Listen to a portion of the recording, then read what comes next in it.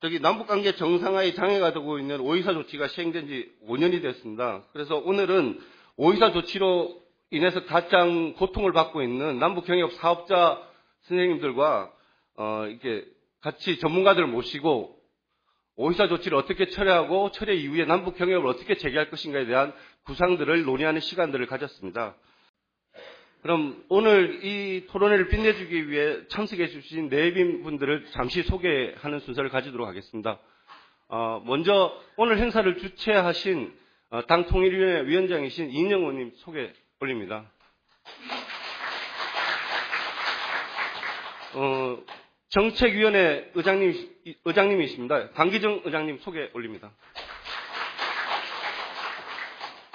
교문위 위원장이십니다. 그리고 우리 통일위원회 위원이신데요. 우리 서른 위원장님 소개 올립니다. 지금 현재 외통위 위원이시고요. 이인정 위원장 앞에 우리 통일위원회 위원장을 맡아서 1년 동안 많은 활동을 해주셨습니다. 우리 김성원 의원님 소개 올립니다. 우리 당의 대북정책의 대표적인 전문가이십니다. 그리고 우리 통일위원회 간사를 또 맡으셔가지고 활약을 해주실 것 같습니다. 우리 홍익표 의원님 소개 올립니다. 그리고 오늘 토론회에 발제해 주실 분들과 이렇게 정언해 주실 분들 별도로 소개하지 않고요. 오늘 그 단체들만 간략하게 소개 올리겠습니다. 우리 남북경협 경제연합회 회원분들 계시면 혼자 오셨네요. 예, 우리 동방연맹 회장님, 우리 경협기업 비상대책위원회 우리 위원장님, 예.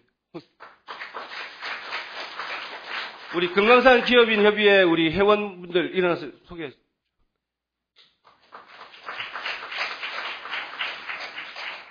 예. 그리고 이상으로 이 내빈 소개는 이걸로 마치고요. 그러면 오늘 행사를 주최하신 통일위원회 위원장이신 이은영 의원님의 인사말이 있겠습니다. 힘찬 박수로 맞이해 주십시오.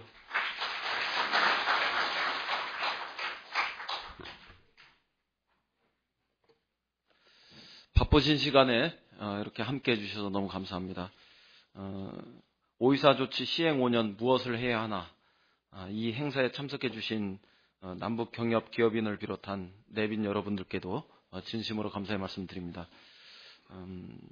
저는 오늘 그 5.24 조치를 철회하고 통일주도 성장의 길로 나아가자 이런 말씀을 드리고 싶습니다. 아시다시피 올해는 광복 70주년, 해방 70주년이 되는 아주 뜻깊은 해입니다. 그러나 지금 한반도의 현실은 70년 전 그대로, 분단 그대로입니다. 반목과 대결, 심지어 군사적 충돌까지 벌어지는 냉전의 틀에 우리는 아직도 갇혀 있습니다. 우리를 둘러싼 동북아 정세가 급격하게 변화하고 있고, 이 상황에서 더 늦기 전에 분단을 극복하고 평화와 번영, 그리고 통일이라는 민족의 새로운 이정표를 만들 수 있는 길을 열어야 합니다. 가장 먼저 남북 교류를 원천적으로 차단하고 있는 5.24 대북 제재 조치를 즉각 철회했으면 좋겠습니다. 이제 5.24 조치는 박물관으로 보내야 할 때다 이렇게 생각합니다. 아시다시피 2010년 5월 24일 이명박 정부는 천안함 사건에 대한 대북 제재 조치의 일환으로 남북 교역 중단, 우리 국민의 방북 불어, 북한에 대한 신규 투자 불어, 대북 지원 사업은 원천적으로 보류하는 것과 같은 조치를 발표했습니다. 그리고 현재까지 박근혜 정부도 이와 같은 정책적 기조를 그대로 유지하고 있습니다. 시행 5년이 지난 지금 현 시점에서 남북교류를 차단하고 남북 경제협력을 가로막고 북한의 변화를 이끌어내고자 했던 5.24 조치가 과연 그 정책적, 정치적 목적을 달성했는지 냉정하게 평가해야 할 때라고 생각합니다.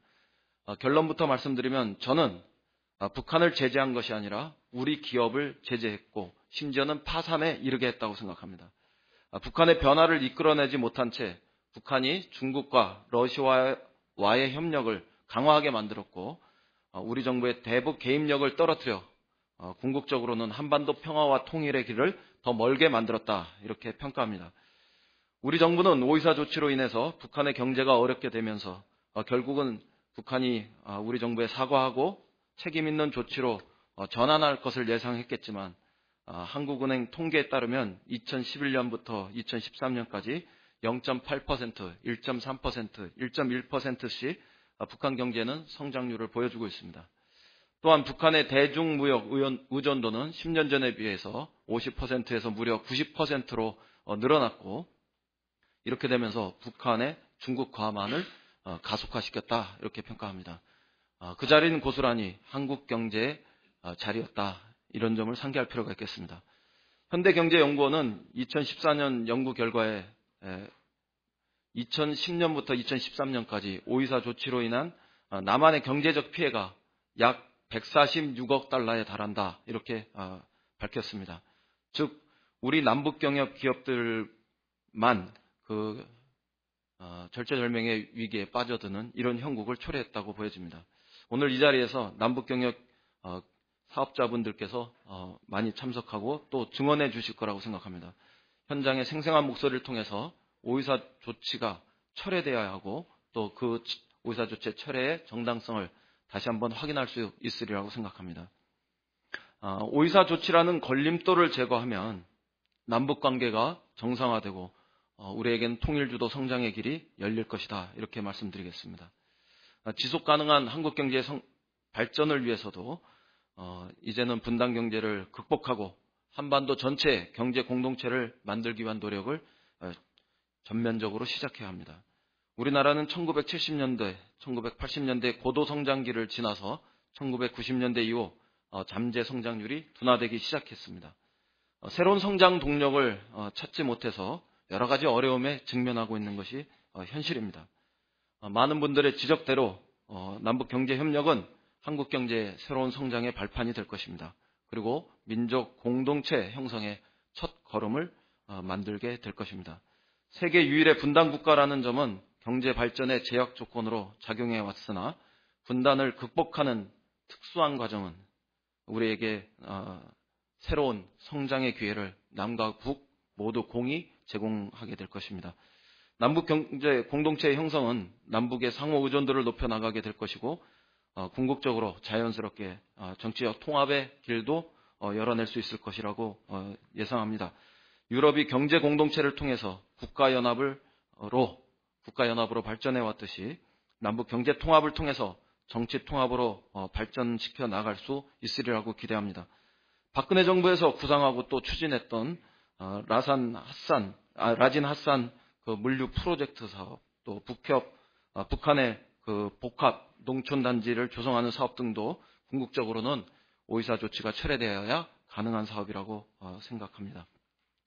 세상의 어떤 정치도 또 경제도 심지어 군사도 인도적 교류를 배제할 수는 없으리라고 생각합니다. 정부는 조속히 5.24 조치를 철회하고 남북 간의 사회문화교류, 인도적 지원, 경제협력 사업을 정상화해서 남북관계 개선의 길을 열었으면 좋겠습니다.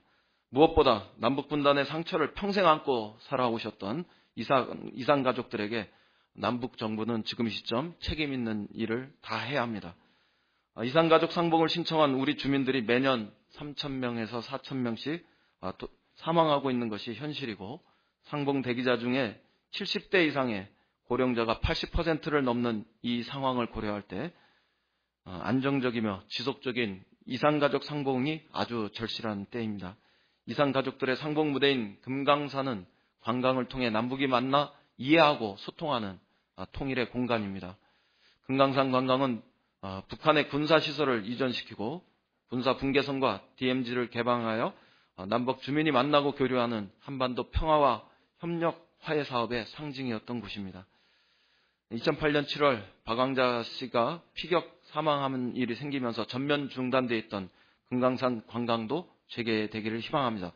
금강산 관광의 재개 관건 역시 저는 5.24 조치의 철회라고 생각합니다. 신변 보장 문제에 대해 남북 당국이 건설적으로 협의하고 또 해결 방안을 도출할 수 있는 길을 열었으면 좋겠습니다. 박근혜 대통령은 작년 10월 13일 제2차 통일준비위원회 회의에서 5.24 조치에 대해 남북한 당국이 만나 책임 있는 자세로 진정성 있는 대화를 통해 풀어나가야 한다, 이런 입장을 밝힌 바 있습니다. 그러나 남북 당국의 대화는 대북 전단 문제 등으로 현재 장기간 개최되지 못하고 있습니다. 남북 당국이 상호 비방 중상을 중단하고 합의를 이행해서 당국 회담 개최 여건을 마련했으면 좋겠습니다. 우리 정부가 오이사 조치를 계속 붙들고 있으면 있을수록 우리 국민들의 손해는 더욱 커지고 우리 민족의 통일의 길은 더욱 멀어지게 됩니다. 진리와 명분도 다 없고 부담만이 되고 있는 오이사 조치의 과감한 정리, 철회를 촉구합니다. 오늘 이 자리에서는 남북경협 재개 프로젝트 구상 제안을 이물출 교수님과 김일환 박사님께서 해주실 겁니다. 오이사 조치가 조속히 철회되어 본격적인 남북경협을 재개할 수 있기를 염원하면서 구체적으로 우리는 무엇을 준비할 것인가에 하는 이런 일들을 점검하는 뜻깊은 발제가 되시리라고 믿습니다. 이러한 경제협력 재개 프로젝트가 본격적으로 실행되는 날을 조속히 만들겠다 이런 다짐을 하면서 긴 인사 말씀을 정리하고자 합니다. 오늘 이 자리에 함께해 주신 모든 분들께 다시 한번 감사드리면서 앞으로도 남북관계 발전 및 통일위원회가 더욱더 많은 일을 열심히 하겠다는 약속을 드리면서 인사에 대신하겠습니다. 감사합니다. 예, 감사합니다. 그러면 오늘 행사를 축하해 주시기 위해서 축사를 듣는 시간입니다. 근데 먼저 이제 문재인 대표님께서 참석을 해 주셔야 되는데 당무가 워낙 바빠서 현실적으로 참석이 어려웠고요. 그래서 서면 축사로 가늠을 하도록 하겠습니다. 그리고 원내대표님도 참석을 하셔야 되는데 지금 최고위원회가 계속 진행돼서 참석하기 좀 어렵습니다. 그래서 오시는 대로 인사 올리도록 그렇게 하겠습니다. 그다음 축사는 우리 강기정 정책위 의장님의 축사를 듣도록 하겠습니다. 힘찬 박수로 맞이해 주십시오. 우리 이인영 위원장님께서 긴 오늘 대회에 여러 가지 의미와 각오 또 향후의 비전 말씀을 해주셨습니다. 지난 5년 동안 고성에서도 있었고 우리 당이 여러 번 이런 증언 또는 오이사와 관련되어서 직접적 피해를 입고 있는 여러분들의 얘기 말씀 듣고 들어왔습니다마는 결국은 이 문제가 해결되지 못하고 5년이 흘렀습니다. 지금 남북관계를 포함해서 금강산 문제 또 개성공단 문제 모든 문제의 고리가 되어 있는 것이 오이사인 것 같습니다. 문제는 오이사 조치가 전혀 실효성이 없음에도 불구하고 계속되고 있다는 데 대해서 너무 가슴 아프게 생각합니다. 최근에 제가 통일준비위원회 관계자도 좀 만났고 또 원유철 여당 정책위 의장도 만나면서 최소한의 어떤 조치를 좀 함께 노력해보자 이런 제안은 했습니다마는 원체 지금 현 박근혜 대통령과 이명박 전 대통령으로 이어져 오는 이 과정에서 아무런 그 변화의 조짐이 있지 않아서 매우 안타깝게 생각합니다. 오늘 다행스러운 것은 그럼에도 불구하고 이 5년 지난 과정에서 고통을 다시 한번 증언하고 또 우리 이물출 교수님과 김일환 박사께서 남북경협 재개 프로젝트 구상도 이렇게 밝혀주셨는데요. 이런 걸 통해서 어떻든 이 지금 한반도의 어떤 키라고 할 수 있는 오이사 문제를 해결하는데 한 발 한 발 다가갔으면 하는 마음입니다. 어떻든 지난 5년 동안 전혀 개선의 여지가 없고 실익이 없는 오이사 조치가 계속 지속된 것에 대해서 너무 안타깝게 생각하고 또 한편으로 고통받고 있는 멀리는 이산가족 분들 그리고 가깝게는 직접 피해자 여러분들 오늘 많이 오셨는데 여러분들에게 한편으로는 죄송하다는 말씀 드리고 더욱 노력하겠다 이런 말씀 드리겠습니다. 사실은 조금이라도 반기문 개성공단 방문 이런 작은 물꼬들이 좀 터지면 좋겠는데 계속 전혀 아무런 물꼬도 터지지 않고 있어서 답답하다는 말씀 드립니다. 오늘 아무튼 그래도 적재적소에 이인영 우리 위원장님께서 좋은 토론 만들어주시고 자리 만들어서 감사드립니다. 오늘 함께 하신 여러분들 어려운 걸음 해주셨습니다. 감사합니다. 네, 감사합니다.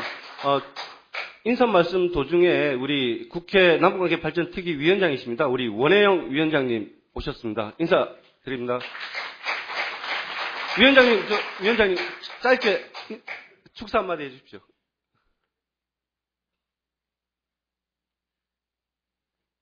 반갑습니다. 어저께 똑같은 제목으로 국회 남북관계발전특위에서 보수와 진보를 망라하는 전문가들을 모시고 토론을 했습니다. 거기에 오이사 조치가 아무런 실익이 없고 우리 국내에 피해만 주고 북한의 중국의 의존도를 높이고 특히 우리 기업들의 피해만 강요하고 있다 하니까 즉각 해제해야 된다라는 주장과 좀 보수적인 입장에서 해제는 그렇고 실질적인 우회 방안이 나와야 된다. 이런 얘기들이 다 나오는데 오로지 청와대만 그냥 고집을 하고 있는 것 같습니다. 정말 안타깝습니다. 반기문 총장 또 방북도 무산되고 2호 여사님 방북도 과연 이런 흐름 속에서 가능할지 설사 또 가능했더라도 어떤 실질적인 의미 있는 어떤 방향을 좀 만들어낼지 좀 걱정이 많이 됩니다. 네, 어쨌든 그럼에도 불구하고 많은 국민들이 심지어는 아주 남북관계에 대해서 강한 대결적 의지를 지조로 하는 새누리당 의원들조차도 오이사 조치를 이대로 둘 수는 없다. 라는 인식이 적어도 국회 내에서는 넓게 공감대가 이루어지고 있던 것은 그래도 분명히 좋은 흐름인 것 같습니다. 우리 새정치민주연합이 앞장서서 이러한 국민의 요구가 국가 정책으로 반영될 수 있도록 함께 노력하겠다는 말씀으로 축하 말씀드립니다. 고맙습니다. 우리 1기 위원장이셨던 김성근 위원장.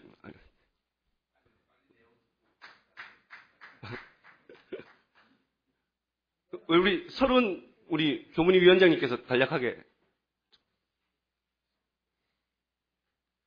예, 남북관계는 다들 전문적 식견들을 갖고 있어서 할 말들이 다 많을 거예요. 저도 남북관계에 의해서는 절대로 지고 싶은 생각이 있고 논리가 있다고 생각합니다. 간단하게 말하면 지혜로워야 한다는 얘기가 참 남북관계에서는 딱 맞다고 생각합니다. 물론 저에겐 이 정치 연장에 있기 때문에 정치란 상대가 있습니다. 북한이 어떻게 하고 있느냐?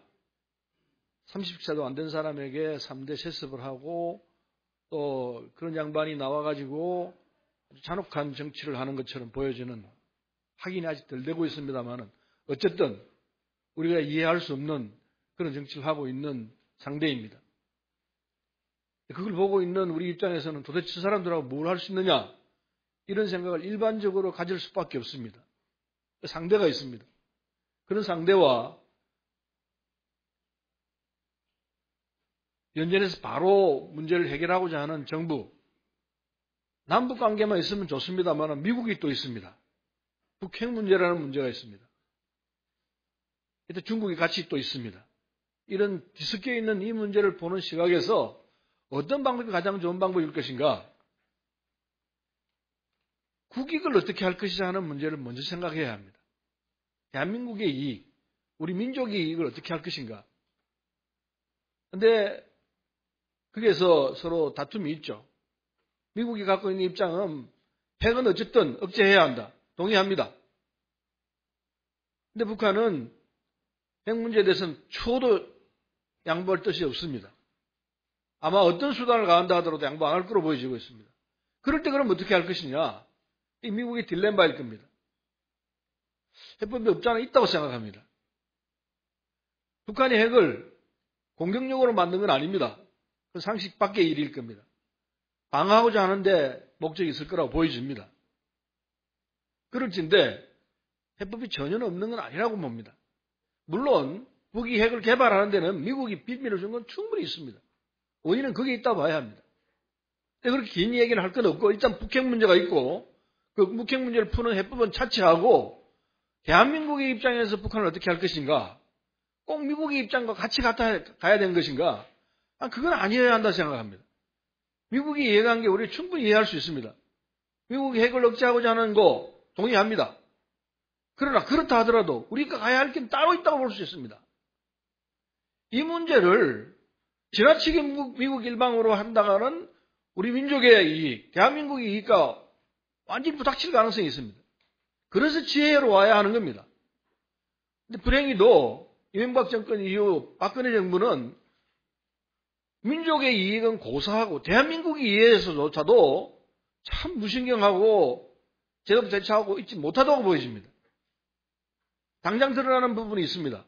오이사 조치 이후로 많은 기업들이 피해를 입고 있고 눈에 당장 보이는 우리가 이익을 챙길 수 있는 부분들이 전혀 지금 말하자면 작동이 안 되고 있는 상태입니다. 개성공단을 통해서 우리 기업들이 차지하고 있는 챙기고 있는 이익들이 있습니다. 개성공단들이 더 많아질 때 우리 어떤 이익이 돌아올 거라는 거 우리 다 알고 있습니다. 근데 그걸 안 하고 있습니다. 우리의 활로를 틀 수 있는 방법이 눈에 빤히 보이는데도 불구하고 그걸 안고 있습니다. 참 답답합니다. 제가 지금 쭉 열간 내용을 들어보시면은 이 정부가 얼마나 무능이라는 표현보다도 판단을 잘못하고 있는지 아실 수 있으리라 생각합니다. 지금 여기 계신 분들은 다 현재 피해를 받고 있는 분이기 때문에 특히 제가 하시는 말씀에 공감하시리라 생각합니다. 근데 문제는 결국 국민들이 해야 되는데 상당수 많은 국민들은 제가 하는 얘기에 대해서 기다려를 합니다. 열려고 생각하지 않습니다. 그분들을 어떻게 설득할 것인가? 이게 사실은 제일 큰 문제입니다. 남남대화가 필요하다는 게 그걸 두고 하는 얘기인데 저는 남남대화를 꼭 해서 아주 보수적인 사람들이 대한민국 이익을 위해서 우리가 해야 될 일이 뭐다? 이걸 가르쳐줘야 될까 하는 생각을 합니다. 오늘 우리들만의 이 견해를 갖고 얘기하는 것보다는 더 적극적인 자세로 대한민국 내에 있는 아주 보수적이고 남북 대화를 하면 우리가 큰일 날 것처럼 생각하는 그분들을 설득을 해서 그분들이 그게 아니구나. 우리가 적극적 대화를 해야 되구나. 대한민국 이익을 위해서 뭘 해야 되구나. 이 생각이 들게 해야만이 이 사업도 궁극적으로 성공할 수 있고 여러분 피해도 줄일 수 있으리라 생각을 합니다. 제가 참 답답해서 하는 말씀인데 어쨌든 여러분들이 잘 알고 있듯이 오이사 조치가 더 진행되다가는 끝없이 피해만 이어질 거라 생각합니다. 손해가 없다 생각하는 건 참 바보 같은 생각입니다. 오늘 좋은 토론하셔서 좋은 결론 내시고 이걸 정부 당국이 또 미국 측이 이해를 좀 할 수 있게 되기를 바라겠습니다. 감사합니다. 예, 감사합니다, 위원장님.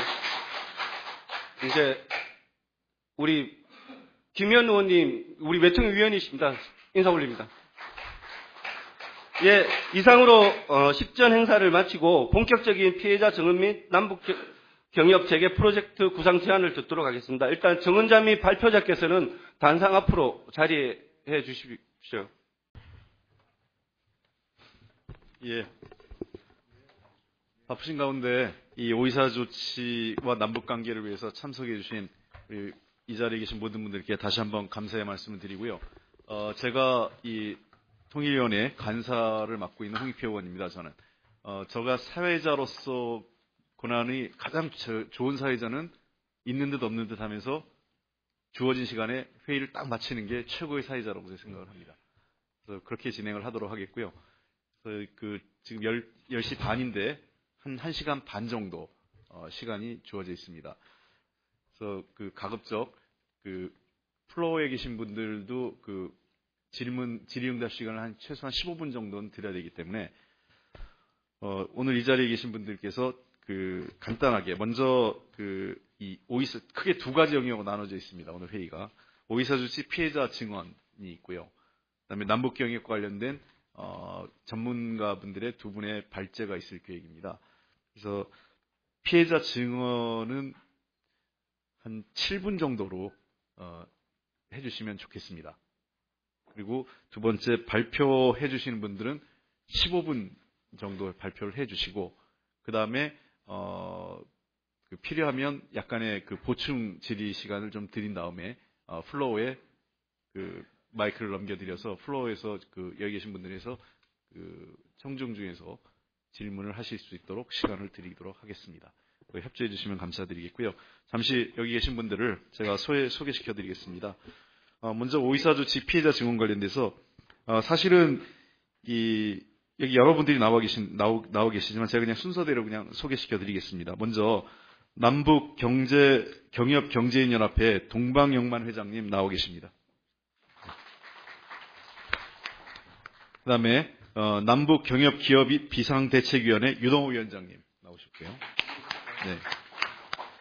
그 다음에 아마 이 오이사 조치 때문에 금강산 관광이 중단되지는 않았지만 이후 사실은 그 박광자 씨 피격 사건으로 중단된 이후에 오이사 조치로 기약 없이 지금 중단되어 있는 금강산 사업 관련돼서 제일 피해가 심하실 거예요. 이종홍 회장님이십니다.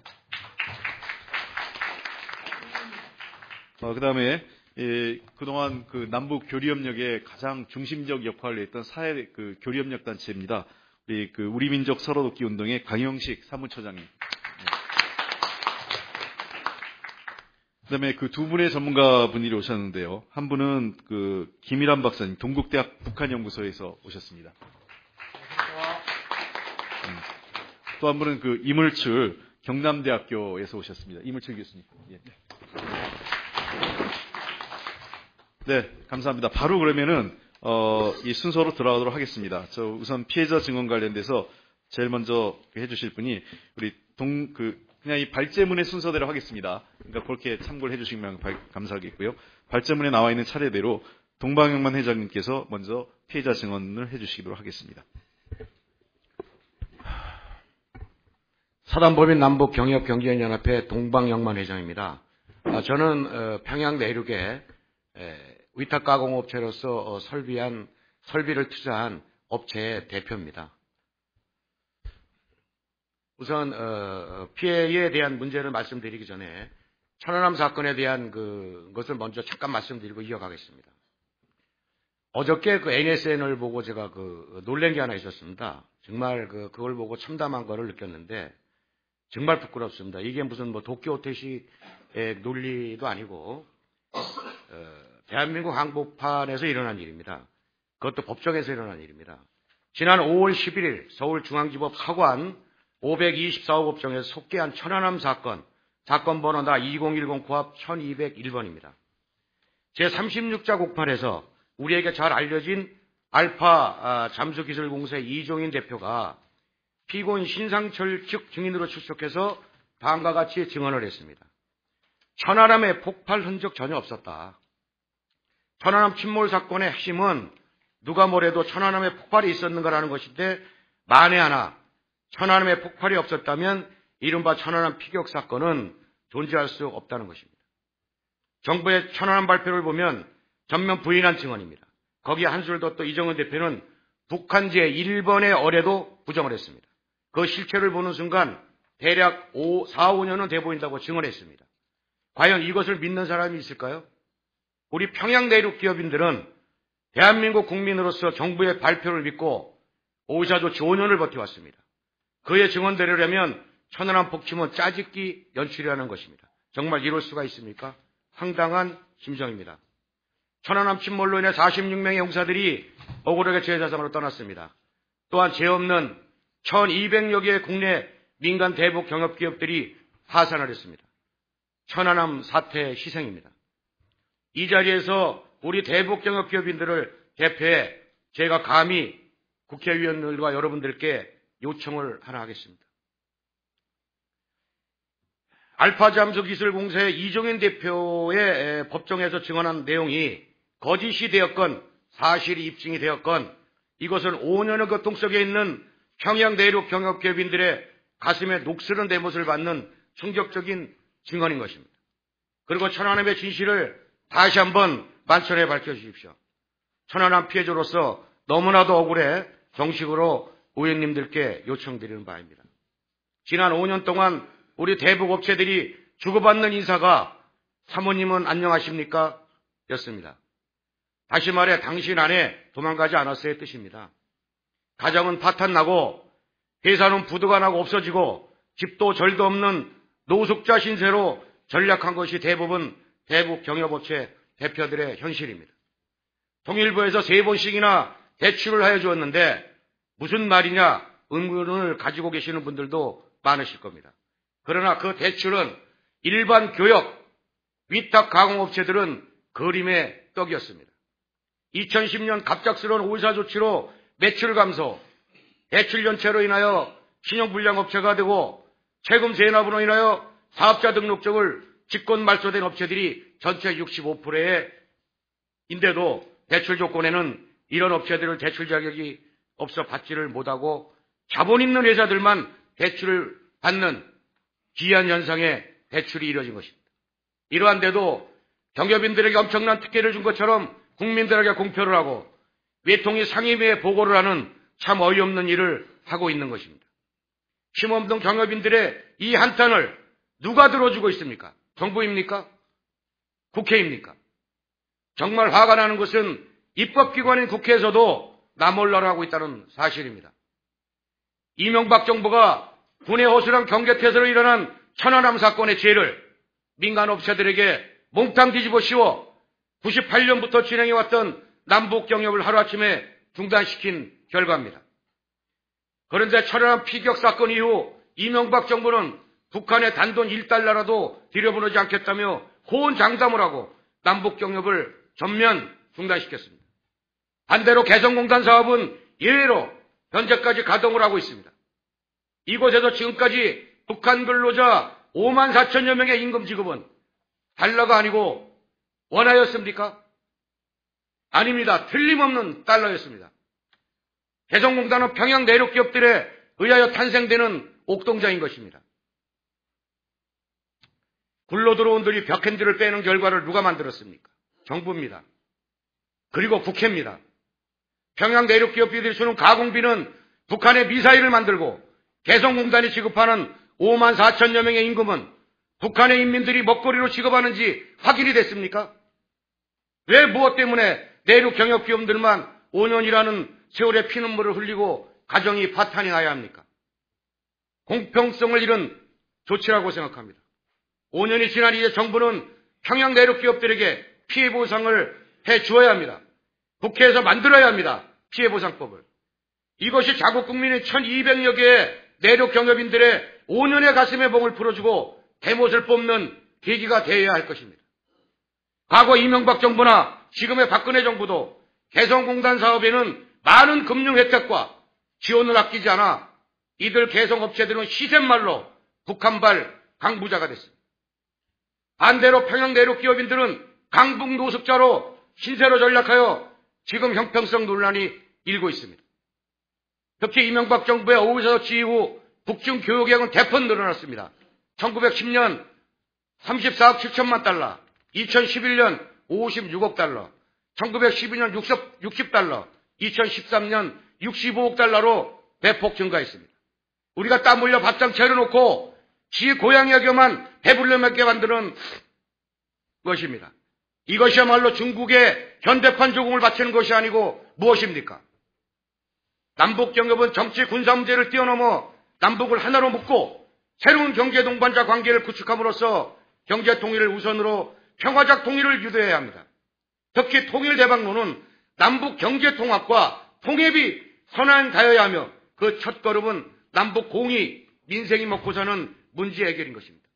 그런 의미에서 남북한 공동변형을 위한 박근혜 대통령의 민생 인프라 구축 제안은 시의적절하며 하루빨리 1, 2경이 넘는 북한 광물자원과 북한 철도, 도로 현대화를 연계한 신협력 사업을 실현시켜 경제 통일을 이루어 남북을 일일 생활권으로 묶고 동시에 평양 등 각 시도의 물류 및 유통 시스템 구축, 친환경 농축산물, 연구개발, 새마을형 주택 조성, 경공업 구축 등 서로 윈윈하는 창조 경제를 정경분리의 원칙으로 민간 경협인들에게 자유항례로 실현해야 할 것입니다.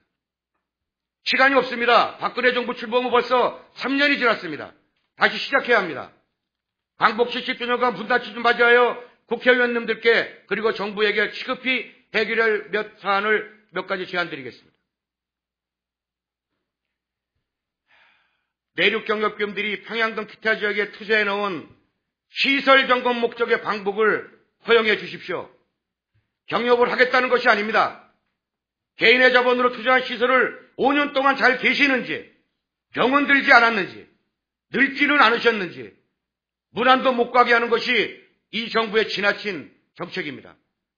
정부의 허가를 받고 전 재산을 투자할 때에는 잘하고 있다고 효자라고 등을 두드려주던 정부가 이제는 그 투자 재산을 인정하지 않고 내륙 경협인들에게만 북한 방문을 불허하고 개성공단 기업은 허용하고 보호를 하는지 참으로 이해할 수 없는 정책이라 생각하지 않을 수 없습니다. 나지나산 프로젝트 평양 내륙 기업인들도 중국 돈 제3국을 통한 간접 교육을 해 주십시오. 정부가 하는 것은 합법이고 내륙 경협들이 하는 것은 무엇 때문에 불법입니까? 오이사 조치가 해제되면 정정분리의 원칙으로 제2의 개성공단 및 평양 및 틱탁 지역에 만들어 그 생산품은 북한 시장에 내다팔 수 있도록 허용해 주십시오. 이미 우리 업체들은 2005년 평양 공단 사업을 민경련 측과 합의한 바 있습니다. 그리고 2006년에는 평양 현지를 답사한 바 있습니다. 다시 이 사업을 할 수 있게 허용해 주십시오. 여기 많은데 제가 간단하게 이제 정리를 하겠습니다. 평양 내륙 기업들의 현재 소위법되어 있는 피해보상법을 여야 의원님들이 검토하셔서 본회 통과를 해 주셔야 될 것입니다. 제2기 남북 경협이 시작되더라도 1200여 개의 경협인들은 재기할 자본이 없습니다. 살던 집은 경매로 넘어가고 기업은 부도나고 가족은 친척집으로 뿔뿔이 흩어지고 신용불량자가 되고 이제는 걸어다닐 기력조차 없습니다. 자살한 기업인도 있습니다. 이 기업들은 남북경협 1기의 경협기업인들입니다. 제2기 경협에 다시 도전할 수 있는 길은 바로 남북경협기업들이 요구한 피해보상법 통과입니다. 그 피해보상금으로 제2의 남북경협에 경협 1기생들이 앞장서게 만들어서 경제통일을 이루어야 할 것입니다. 이 피해보상법은 입법기관인 여야 국회의원님들의 노력이 있어야 가능하기에 평양 내륙 기업인단체인 사단법인에서 강력히 의원들께 호소드립니다. 피해보상법에 대하여 관심을 가지시고 본회의에 갈 수 있도록 도와주시기를 이 자리를 빌어 간곡히 요청드리겠습니다. 감사합니다. 네, 지금 말씀하신 게요, 개성 이외의 지역, 즉 평양을 중심으로 해서 북한 내륙 지역에 투자한 기업들은 오이사 조치로 전면적으로 중단됐습니다. 개성에 비해서. 그리고 그것이 일방적으로 정부가 사전 예고나 경과 조치도 없이 바로 오이사 조치를 실행함으로 해서 미처 주문한 물량을 회수하거나 이런 것들을 최소한의 예방 조치를 할 수 있는 기회조차 차단했다는 측면에서 정부의 과잉 행정 조치가 아니었냐 하는 게 오이사 조치에 대한 중요한 문제 지적이고, 이에 따른 피해 보상 입법, 특히나 지금 다시 한번 평양 내륙 지역에 있는 기존의 설비 점검이란 방부 허용, 그다음에 두 번째는 특히 피해 보상과 관련된 법을 조속히 국회에서 통과시켜 줘야 된다라는 것이 주요 핵심 내용으로 알고 있습니다. 이 부분에 대해서는 저희들이 외통이나 꾸준히 우리 새정치연합에서는 우리가 계속 검토해왔고 주장해왔던 내용인데요. 여전히 정부 여당의 반대에 의해서 통과되지 않고 있습니다. 하나 덧붙여 얘기하면 아까 지금 천안함과 관련된 재판이 지금 진행 중인데 한번 재판 기록 한번 보시면 깜짝 놀랄 만한 것들이 있을 거예요. 그러니까 물론 북한의 행위가 아니라고 부정할 만한 뭐가 있는 건 아닌데 그 당시 조사가 대단히 허술하고 형편없이 이루어지고, 지금 현재 그 조사에 대해서 당시 합조단에 참가했던 분들이나 국방부에서 아무도 책임 있는 답변 안 합니다. 법정에서요. 그래서 그 법정 진술 내용을 보면 상당히 황당한 그 당시 조사에 대해서 어이없는 내용들이 많이 있다는 것은 제가 한번 아마 지금 우리 동방양만 회장님께서 그 말씀을 해주신 것 같습니다. 자, 그러면 두 번째 발표는 우리 유동호 위원장님께서 해주시겠는데, 위원장님께서는 지금 오이사 문화재 행사 준비 관계로 피해에 대한 사례 발표해 주시고 좀 자리에 일어나신 걸 양해해 주시기 바랍니다. 예, 안녕하십니까. 제가 지금 오이사 5주기가 이제 내일 모레로 다가왔는데, 그래서 지금 오이사 조치 그리고 남북관계 개선이 얼마만큼 이 시대에 우리에게 있어서 중요한지, 이것이 나의 문제만이 아니라, 그리고 너의 문제만이 아니라 우리 모두의 문제이다라고 하는 그러한 공통인식, 그리고 시대정신이라고 하는 것들을 교감하기 위해서 오이사 5주기가 되는 5월 24일 광화문 광장, 중앙광장에서 저희가 이제 문화제를 좀 기획을 해서 만들고 있습니다. 그래서 준비는 다 끝났고요. 그래서 적은 인원과 뭐 적은 돈으로 하다 보니까 뭐 밤샘 작업도 하고 지금 그런 상황 속에서 저희가 제가 그 발언문을 준비를 못했는데요. 발언문 뭐 못하더라도 5년이나 7년 동안에 그러한 모진 고난이라든가 그리고 각고의 그러한 그 고통 속에서 느껴지는 그런 어떤 각성들 그런 것들 그냥 진솔하게 오늘 간단하게 좀 말씀드리고자 합니다. 제가 우리 경영기업인들을 이렇게 만나는 과정에서 항상 느끼는 건 뭐냐면 참 사람들 참 착하다, 순수하다 그런 생각 많이 합니다. 왜 그러냐면 10수년 전서부터 남북 경제협력을 계속 해왔고 그러한 과정 속에서 뭐 대기업은 여러 해외라든가 국내 사업을 벌리고 그리고 부분적으로 포트폴리오 구성해서 대북 사업도 한번 시범적으로 한번 해보자 그런 차원으로 했지만 대부분 90%가 넘는 남북 경협 기업들은 대부분 평생을 일군 자기의 자산과 모든 노하우를 북쪽으로 쏟아 부은 분들입니다. 예를 들어서 자기가 어떤 가게를 하려고 가게 임대료를 보증금을 주고 권리금을 주고 인테리어를 다 했습니다. 예를 들어 신촌에서 했습니다. 신촌에 호프집을 하려고 거기에 한 30억을 들여갖고 다 했는데 딱 입주해서 이제 영업을 하려고 그러는데 정부에서 철문을 닫고 못 들어가게 한다면 여러분 어떠시겠습니까? 그러한 심정이었을 겁니다.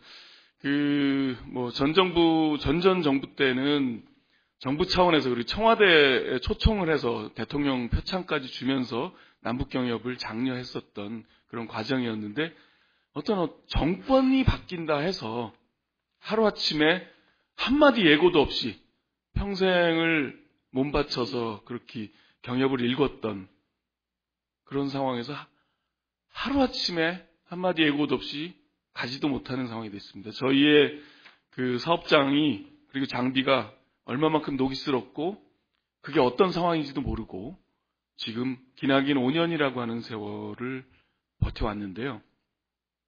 우리 옛말에도 흉년이 들었을 때 1년만 흉년이 들어도 정말 한 가정이 거의 몰락할 수 있는 상황이고 대부분 3년이 흉년이 들면 인육을 먹는다라고 하는 그 옛말도 있는데요. 저희 같은 경우 금강산 기업 같은 경우 7년 그리고 남북경협 내륙 투자의 기업 같은 경우 5년 동안 이러한 기나긴 세월을 보내왔습니다. 저희는 5월 24일 오이사 조치가 발효됐을 때 우리 기업인들의 마음은 어땠냐면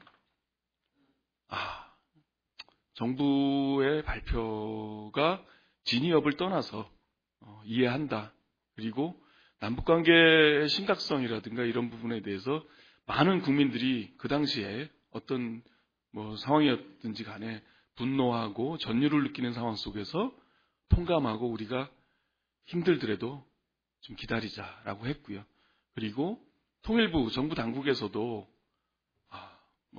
조금만 한두 달만 기다리면 되지 않겠습니까? 그리고 5월 말에 그 사태가 이루어졌으니까 금년 중에는 되지 않겠습니까? 라고 하다 보니 저희 직원만 해도 저희 직원이 한 100명 정도 국내에 있었고 큰 기업들은 더 컸죠. 근데 그 직원들을 그대로 품에 안고 있었습니다. 품에 안고 있는 상황 속에서 좀만 기다려보자 하다가 금년 중이면 되겠지 했는데 금년이 넘겨지고 따뜻한 봄이 오면 되지 않겠습니까? 라고 하는 통일부의 말씀도 있어서 조금 더 기다려보자 하다가 5명, 10명씩 계속 이렇게 나가는 과정이었는데 그 하루하루의 과정이라고 하는 것이 대단히 정말 힘들었었던 상황이었습니다. 그래서 그런 과정이 지나면서도 대단히 분노하기도 하고 때로는 대단히 슬프기도 하고 정말 머리 둘 곳이 없었습니다. 왜냐하면 집에 들어가도 볼품없는 가장, 힘없고 무기력한 가장, 때로는 무책임한 가장, 그리고 사회에 나와서도 대다수의 기업인들이 빨간 줄이 가져 있었고, 그러다 보니까 어디에도 머리 둘 곳 없는 그러한 떠돌이 방랑객의 신세가 되었고요. 기업인들이 모이면 서로 위로하고, 왜냐하면 누구도 나의 말을 들어주는 사람이 없었습니다. 그래서 서로 말을 들어주면서 많이 부둥켜 안고 울기도 했었던 세월이었는데요. 그러던 어느 날 2013년이죠. 2013년에 개성공단이 북쪽에서 문을 닫으면서 개성공단이 문이 닫히는 상황이 됐었습니다. 그때 박근혜 정부에서 어떤 상황이었냐면 전 국가 차원에서 총리실에 TFC를 두고 7번에 걸친 정말 인내심 어린 북측과의 회담을 하면서 전방위적으로 많이 보상이라든가 여타의 부분을 논의하는 과정들이 있으면서 기업인들이 어떤 생각을 했냐면 이건 뭐지? 똑같이 천안함 연평도 사태가 이루어지면서 시간 관계상 좀 빨리 마치겠습니다. 예. 그러면서 대단히 우리가 바보 아니었나 이런 생각을 가지면서 2013년 5월 1일 날 전체가 다 모이고 하는 과정에서 비상대책위원회를 꾸리고 한 목소리를 내자라고 해서 진행을 해왔고요. 그 이후 지금까지 정말 순수하고 순진했던 기업인들이 정부종합청사 뒤에서 가방을 들고 있던 손을 놓고 주먹을 쥐고 피켓을 들고 구호를 외치는 거리로 나오는 그런 상황이 됐습니다. 그런데 이것은 비단 남북경협기업의 문제만이 아니라 그리고 시민사회단체, 인도적 지원, 그리고 우리의 아들, 딸, 우리 모두의 삶이 걸린 정말 민족적이고 국가적인 문제다라고 하는 것을 국민들과 끊임없이 교감하고 그 힘으로 대통령과 정부도 견인하고 설득해내는 그러한 과정들이 아주 절실하다 생각합니다. 그래서 저희는 내일 모레 일요일 날 5.24 5주기를 바라보면서 국민과 함께 남북관계 개선 그리고 한반도의 진정 나아가야 할 미래 비전인 평화와 통일을 국민들과 교감하고자 하는 문화제를 합니다. 5시 30분인데요. 여러분들의 많은 관심 부탁드리고요. 의원님들 특히 방문해 주셔서 좋은 말씀도 좀 해주시길 당부드립니다. 감사합니다. 예. 지금 저 세미나 중간에 우리 임수경 의원님, 안전행정위원이죠? 예, 임수경 의원님 오셨고요. 그다음에 교육문화체육관광위원회 박홍근 의원님 오셨습니다.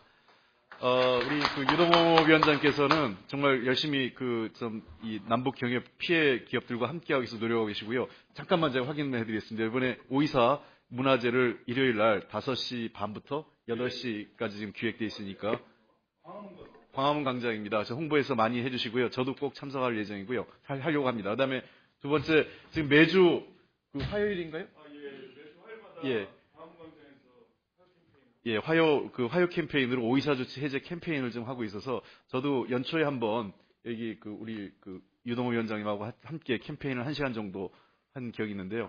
혹시 의원님들 시간 있으시면 일주일에 한 번이기 때문에 시간 날 때 한 번 정도 동참해 주시면 또 여기 계신 분들이 함께 해 주시면 아마 우리 5.24 조치로 인해서 피해 입은 기업인들이 큰 힘이 되지 않을까 조그맣지만 큰 힘이 커다란 힘이 될 수 있다 생각되기 때문에 함께 해 주시면 고맙겠습니다. 네. 그다음에 우리 이정웅 회장님께서 금강산 관련된 네, 저 금강산 기업인협의회 이종웅 회장입니다. 제가 오늘 이 자리에 나온 이유는 피해 증언이기 때문에 피해 증언에 대해서만 말씀드리겠습니다. 저도 7년이라는 세월을 이 일에 매달리다 보니까 저 끝에 계신 이물철 교수님 못지않은 대북 전문가가 다 된 것 같습니다. 우선 오늘 이 자리 마련해 주신 이인영 위원장께 감사드리고요. 저희 금기업의 입장을 말씀드리겠습니다. 금강산 관광이 남북 평화의 상징이라는 것은 뭐 두말할 여지가 없습니다. 모든 분들이 다 그렇게 말씀을 하시고 있는데, 저희가 지금 안타까운 것은 우선 정부에 대해서 말씀을 좀 드리고 싶습니다. 대통령께서 지금 통일에 대해서 수많은 그 어록을 쏟아내고 계십니다, 지금. 2013년 8월 달에 그 DMZ 평화조성을 시작해갖고, 유라시아 이니셔티브, 2013년 10월 달이었죠. 통일은 대박이다. 관광은 황금알을 낳는 거이다. 2014년 2월. 또, 독일 드레스넨 그 공대에 가서는 한반도 평화 통일을 위한 구상을 또, 드레스넨 선언이라고 해서 말씀을 하셨는데, 차라리 이런 얘기를 안 했으면 좋겠다. 그 사람이 그렇지 않습니까? 그 약 오른다는 말 있잖아요. 차라리 모르면 괜찮은데 그 허구에 그치는 그런 걸로 누구를 호도하고 이런 거에 대해서 그 당사자인 저희 피해자 입장에서는 그 잊었던 상처를 더 다시 또 생치게 거고 아픔이 크다는 그 말씀을 좀 드리고 싶습니다. 지금 금강산 관광이 내일 모레면 이제 7년이 됩니다. 7월 11일이면. 현대아산은 그 직원의 지금 80%를 구조조정을 했더라고요. 저희가 알아보니까. 아까 이인영 위원장님도 말씀하셨지만 대북 기업인의 지금 오이사 조치 이후의 피해액은 한 15조 정도 되는 걸로 저희가 알고 있습니다. 저희 금강산 기업인 협의회 그 입장을 좀 말씀드리겠습니다. 저희가 시설 투자를 1910억을 했습니다. 현대아산을 제외하고 정부나 남한당국의 금융기관에 어떤 지원도 없이 순수하게 저희가 투자한 게 1,900억입니다. 지금 7년 됐는데 매출 손실이 저희가 7천억 정도 되고 있습니다. 아산 제외한 거예요. 지금 저희들 입장 말씀드리면 박광자 씨가 피살됐던 호텔의 그 안효식 사장은 사채를 피해서 해외로 도망다니고 있습니다. 150억 투자해놓고. 전임 금기업 회장이었던 분은 뇌경색으로 쓰러졌어요. 저희가 국회 피해보상법 같은 거 갖고 자주 오고 하는데, 속된 용어 한번 쓰겠습니다. 열받아서 토론하다 쓰러졌습니다. 지금도 불구자입니다. 창의식품이라는 그 포장마차 다 아시는 그 사모님은 화병에 돌아가셨어요. 그 관광객이 그 피살되기 전에, 그 사건이 나기 전에 삼겹살을 없는 돈에 한 1억 원어치를 컨테이너로 들어갔는데 그 아주머니가 나가서 그렇게 일이 저질러진 겁니다. 화병에 돌아가셨어요. 저희 지금 돌아가신 분이 그렇게 계십니다. 동방정만 회장님 뭐 절절하게 말씀하셨는데 제가 금강산에서 맥주공장하고 레스토랑 이런 걸 했습니다. 저희 협력업체가 있었어요. 저희 사장님들 제 친구가 운영하는 의령의 공장에서 일하고 있습니다. 왜? 신용불량자 돼서 할 일이 없기 때문에. 이게 저희들의 입장이고요. 제가 뭐 강원도까지 얘기할 필요는, 강원도 고성군은 지금 중단되고 요식업소가 300개 정도 폐업된 걸로 알고 있습니다. 연간 관광객이 150만 정도 감소됐고요. 지금 관광 손실액은 한 2,600억 정도 되는 걸로 알고 있습니다. 근데 오이사 조치나 금강산 관광 중단이라는 게 북쪽에 북한한테 고통을 주기 위해서 만든 거 아닙니까?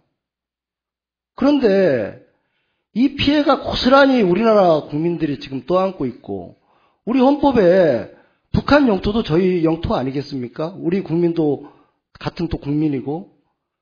근데 누구 잘잘못을 떠나서 저희는 정치적인 그 논리를 모릅니다. 상대가 있고 나름대로 정치적인 이유가 크겠지만 5년, 7년이라는 기간 동안에 대체 언제까지 이걸 방치하겠다는 건지, 이건 저는 정부나 정치권 모두의 책임이라고 봅니다.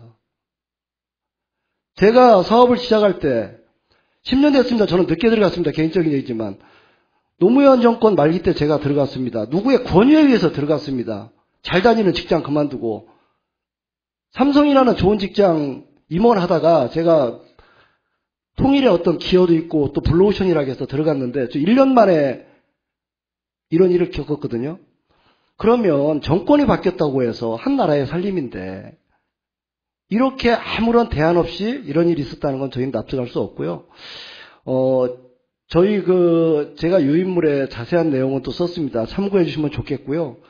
지금 저희가 간절히 바라는 것은 피해보상법에 조속한 촉구입니다. 이 점에 대해서는 의원님들께도 좀 간곡히 좀 부탁 좀 드리고, 우리 대북 경협인들 좀 다른 생각 안 하시고 힘내시고 그랬으면 좋겠습니다. 네, 감사합니다.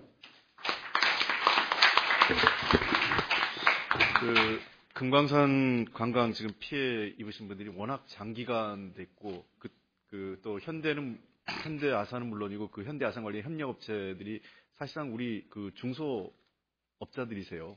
이분들의 피해가 너무 심각합니다. 기간이 너무 오래됐고요. 사실상 관광 사업이 재개된다 하더라도 다시 정상화할 수 있을지에 대해서 상당히 좀 저 자신도 의구심이 들 정도이기 때문에 지금 저희가 이 피해법은 발의가 되어 있는 상태지만 사실 실제로 이게 본회의 통과 가능성은 쉽지 않습니다. 솔직히 말씀드리면 다시 한번 말씀드리면 저희가 하여간 이 법은 저희가 다음에 하여간 총선에서 좀 반드시 좋은 결과를 내서 반드시 통과시키도록 다시 한번 약속드리겠습니다. 아마 여기 계신 모든 분들이 함께할 것 같습니다. 네. 자, 그다음에 그러면 우리 강영식 사무총장님께서 이 피해 사례, 특히 강 총장님께서는 뭐 직접 사업을 하신 건 아니지만 현장에서 가장 더 많이 보셨다고 생각합니다. 어느 누구보다 많이 보셨기 때문에 아마 여러분들에게 좋은 말씀을 드릴 것으로 생각됩니다. 예, 홍익표 의원님이 결론을 내주신 것 같습니다. 524 조치 해제를 위해서는 내년 4월에 뭘 해야 된다고 내준 것 같은데 그렇게 해주실 수 있으시겠죠? 사실 민도적 지원단체가 피해 증언한다는 사실 말이 좀 어폐가 좀 있는 것 같습니다만, 사실 남북관계 여야나 정부는 한껏이 남북관계 개선해야 된다 주장을 하는데, 남북관계의 본격적인 개선의 가장 큰 핵심은 경협의 재개이겠죠. 인도적 지원의 재개 이런 문제는 사실은 하나의 분위기를 형성해 나가는 것이고, 남북 경협인들이 소위 경협인들이 본격적인 대북 경협, 특히 교역과 내륙 경협이 재개되는 것이 전 남북관계 개선의 가장 중요한 바로미터로 보는 겁니다. 그럴 때 가장 중요한 현재의 문제가 바로 524 조치의 문제겠죠.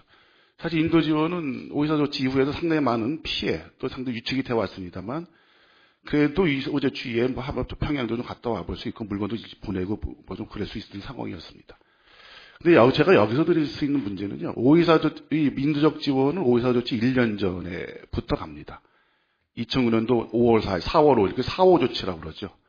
4월 5일 날 아시겠지만 북한이 장거리 로켓을 발사합니다. 4월 6일 날 통일부가 제조지를 발표합니다. 근데 경협은 손을 안 댔죠. 왜? 경협은 손을 댈 수 없는 없는 거였으니까, 이명박 초기에. 그래서 인도 지원을 흔댔습니다. 그래서 모든 지방자치단체 지원 중단, 건설 모자의 지원 중단 하면서 2009년부터 좀 되어왔던 거죠. 그리고 524 조치로 소위 말해서 본격적인 제조지를 받았는데, 제가 현안을 간단히 말씀드리면 밑에 제가 자료죠. 11페이지에 간단히 보시면 표가 하나 있습니다. 참 이 표가 재밌습니다. 박근혜 정부의 취임 일성이 뭡니까? 지금도. 인도적 지원은 정치, 군사적 상황과 구분해 지원하겠다. 작년에 드레슨 선언의 내용이 뭡니까? 복합영농단지 영유에 지원하겠다. 인도주의의 화신이 됐습니다. 우리 박 대통령이. 그러나 이 표가 증명이 하는 거죠. 524 조치했던 MB 정부의 4분의 1 반쪽입니다. 이게 또 뭘 증명할까요? 물론 정부는 그렇습니다. 북이 안 받는데 우리가 어떻게 하느냐 문제입니다. 근데 되돌아보면은요, 작년 3월 27일 날 박근혜 대통령께서 드레슨 선언에서 대폭적인 정부 차원의 지원을 언급한 드레슨 선언을 발표를 했죠. 딱 한 달 후 4월 27일 북이 우리 민간단체 팩스를 보내면서 남쪽 민간단체에 대한 지원을 이제 받지 않겠다 통보를 했습니다. 한 달 동안에 무슨 일이 일어났을까요? 잘 아시겠지만 대통령께서 드레스에서 어떤 말씀을 하셨습니까? 씨뿌리에서부터 추수까지 남북의 농민들이 함께하면 민족 동질성 회복이 얼마나 좋겠냐. 당시 아시겠죠? 남측의 민화협, 홍사덕 의장 계신 민화협에서 비례보내기 운동을 했습니다. 대통령은 저 멀리 드레스전에서 복합영농단지 얘기하고 중국부터 통일부 장관은 국회에서 비례전 아직 때가 아니다고 당킬을 짜버렸습니다. 북이 이걸 어떻게 바라볼 거예요? 장난친다라고 바라보는 거죠. 소위 약올른다고 보시는 거죠. 여기에서 피해 사례를 했지만 영유아서 복합영농단지 사업, 살인녹화 사업 다 이미 2009년까지 진행됐던 사업입니다. 박 대통령이 말씀하신 3대 사업은 이미 지난해 다 진행됐던 사업이었고 민간과 정부의 협력과 진행된 사업이었고 5.24 조치 전후로 해서 그것이 중단됐던 사업이죠. 그럼 드레스덴 선언이 할 것이 아니라 5.24 조치는 어떻다 하더라도 인도적 지원은 전면 2009년 4월 5일로 되돌리겠다는 선언이 더 중요한 거죠. 그게 진정성이 있는 거죠. 여전히 민간화재 하다가 7년 동안 중단돼 온 영농단지 사업, 산림녹화 사업, 그리고 보건의료, 병원 지원 사업, 재학군대 지원 사업 막아놓고 새롭게 드레스덴 사업을 하겠다고 얘기한 진정성은 아무도 믿을 수 없는 거죠. 전 북이 그런 태도는 원칙적으로 맞다 봅니다. 따라서 우리 정부가 드레스덴 선언을 하는데 왜 북이 안 받을까에 대해서 역지사지해야 됩니다. 북이 안 받으니까 이 표 안 받는 것도 우리 잘못이 아니고 우리 주려고 했는데 북이 안 받으니까 못 보내는 거다라는 면피형 발언은 정말 책임 있는 발언이 아니고 돌아보는 발언이 아니다.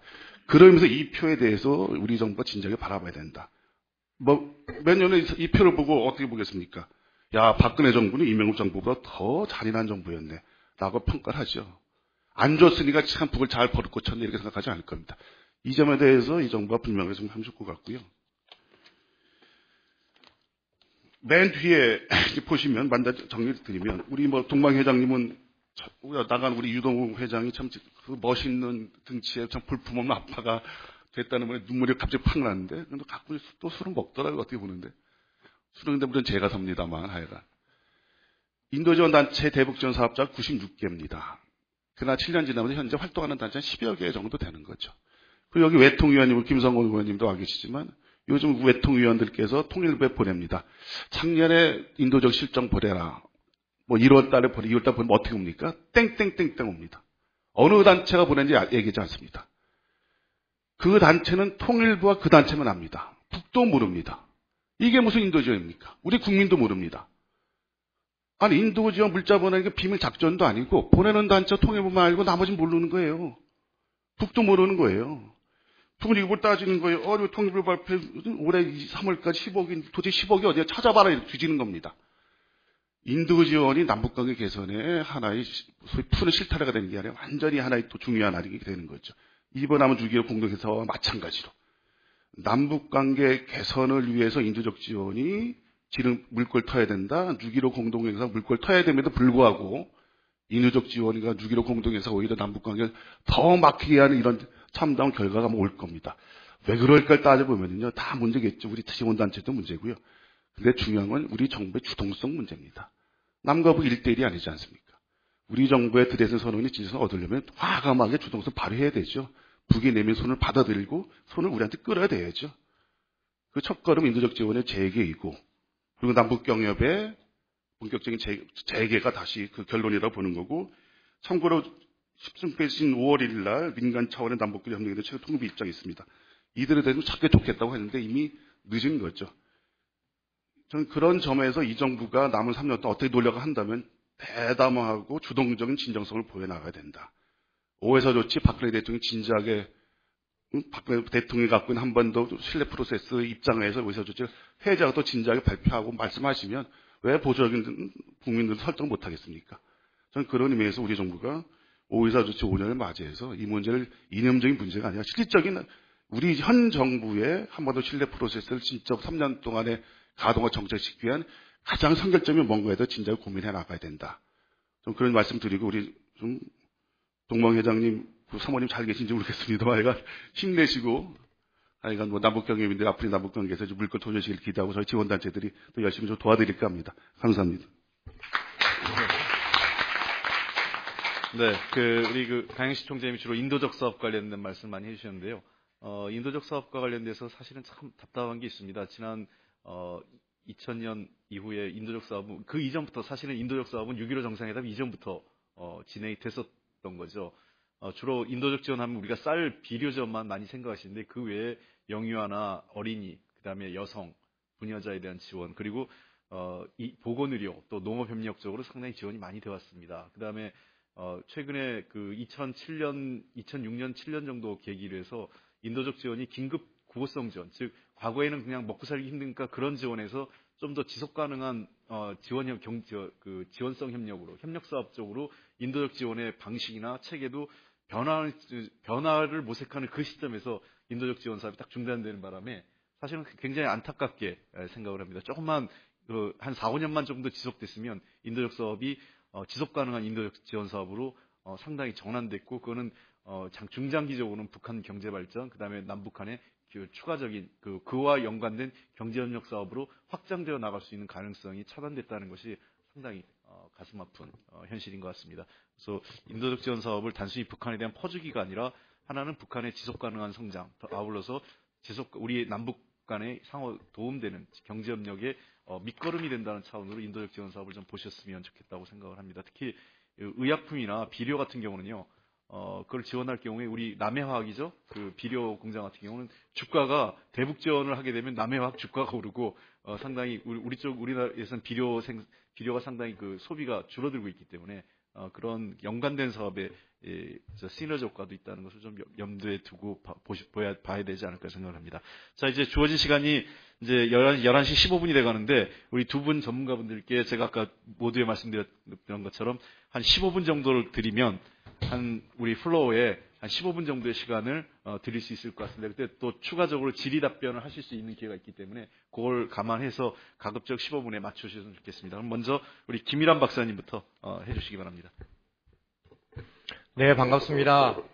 동국대학교 북한학연구소 김일환이라고 합니다.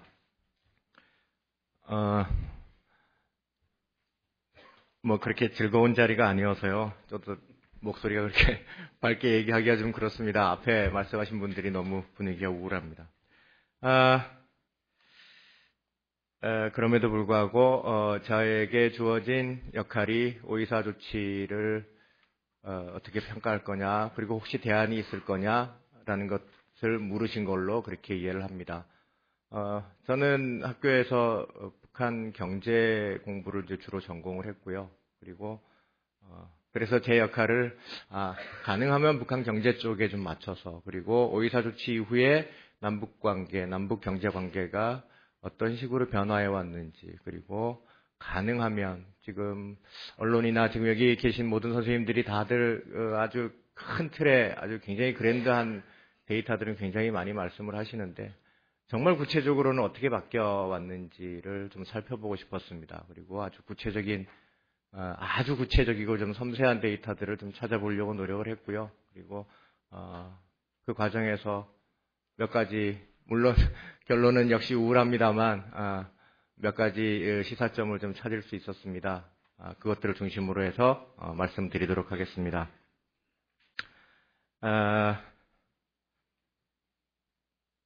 오이사 조치를 우리는 보통 경제제재 조치라고 보통 얘기를 합니다. 근데 그렇다면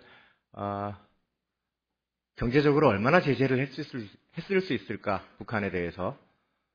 그리고 정말 제재가 가해졌을까? 라는 질문을 당연히 하게 됩니다.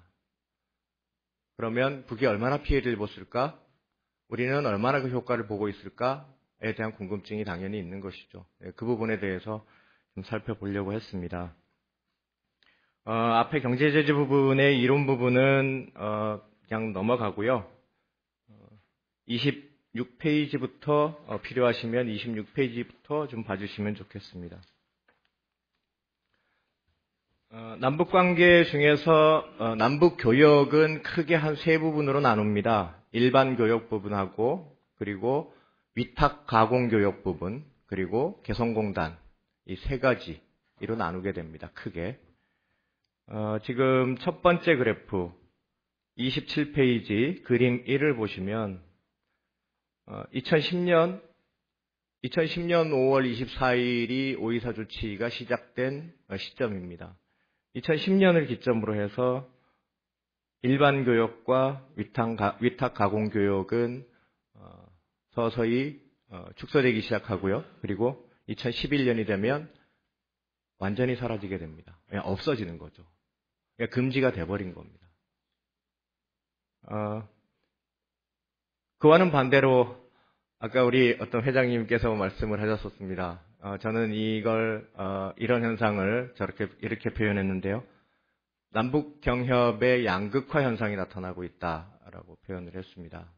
개성공단은 계속 성장을 했죠. 그리고 이미 투자해 놓은 것이 있고 굉장히 남북 관계의 상징적인 어떤 사업이기 때문에 계속 성장을 해왔습니다. 그리고 2014년까지 계속 성장을 이어가고 있습니다. 규모로 보면 2014년에 남북경제협력 2014년에 남북경제협력, 경제적 남북교류협력은 99.8%가 개성공단만 남아 있습니다. 나머지 0.2%가 정확히 뭔지 잘 모르겠습니다만 그 데이터를 구체적으로 찾을 수가 없어서 99.8%로 알려지고 있습니다. 개성공단만 남은 양극화 현상이 벌어지고 있는 거죠.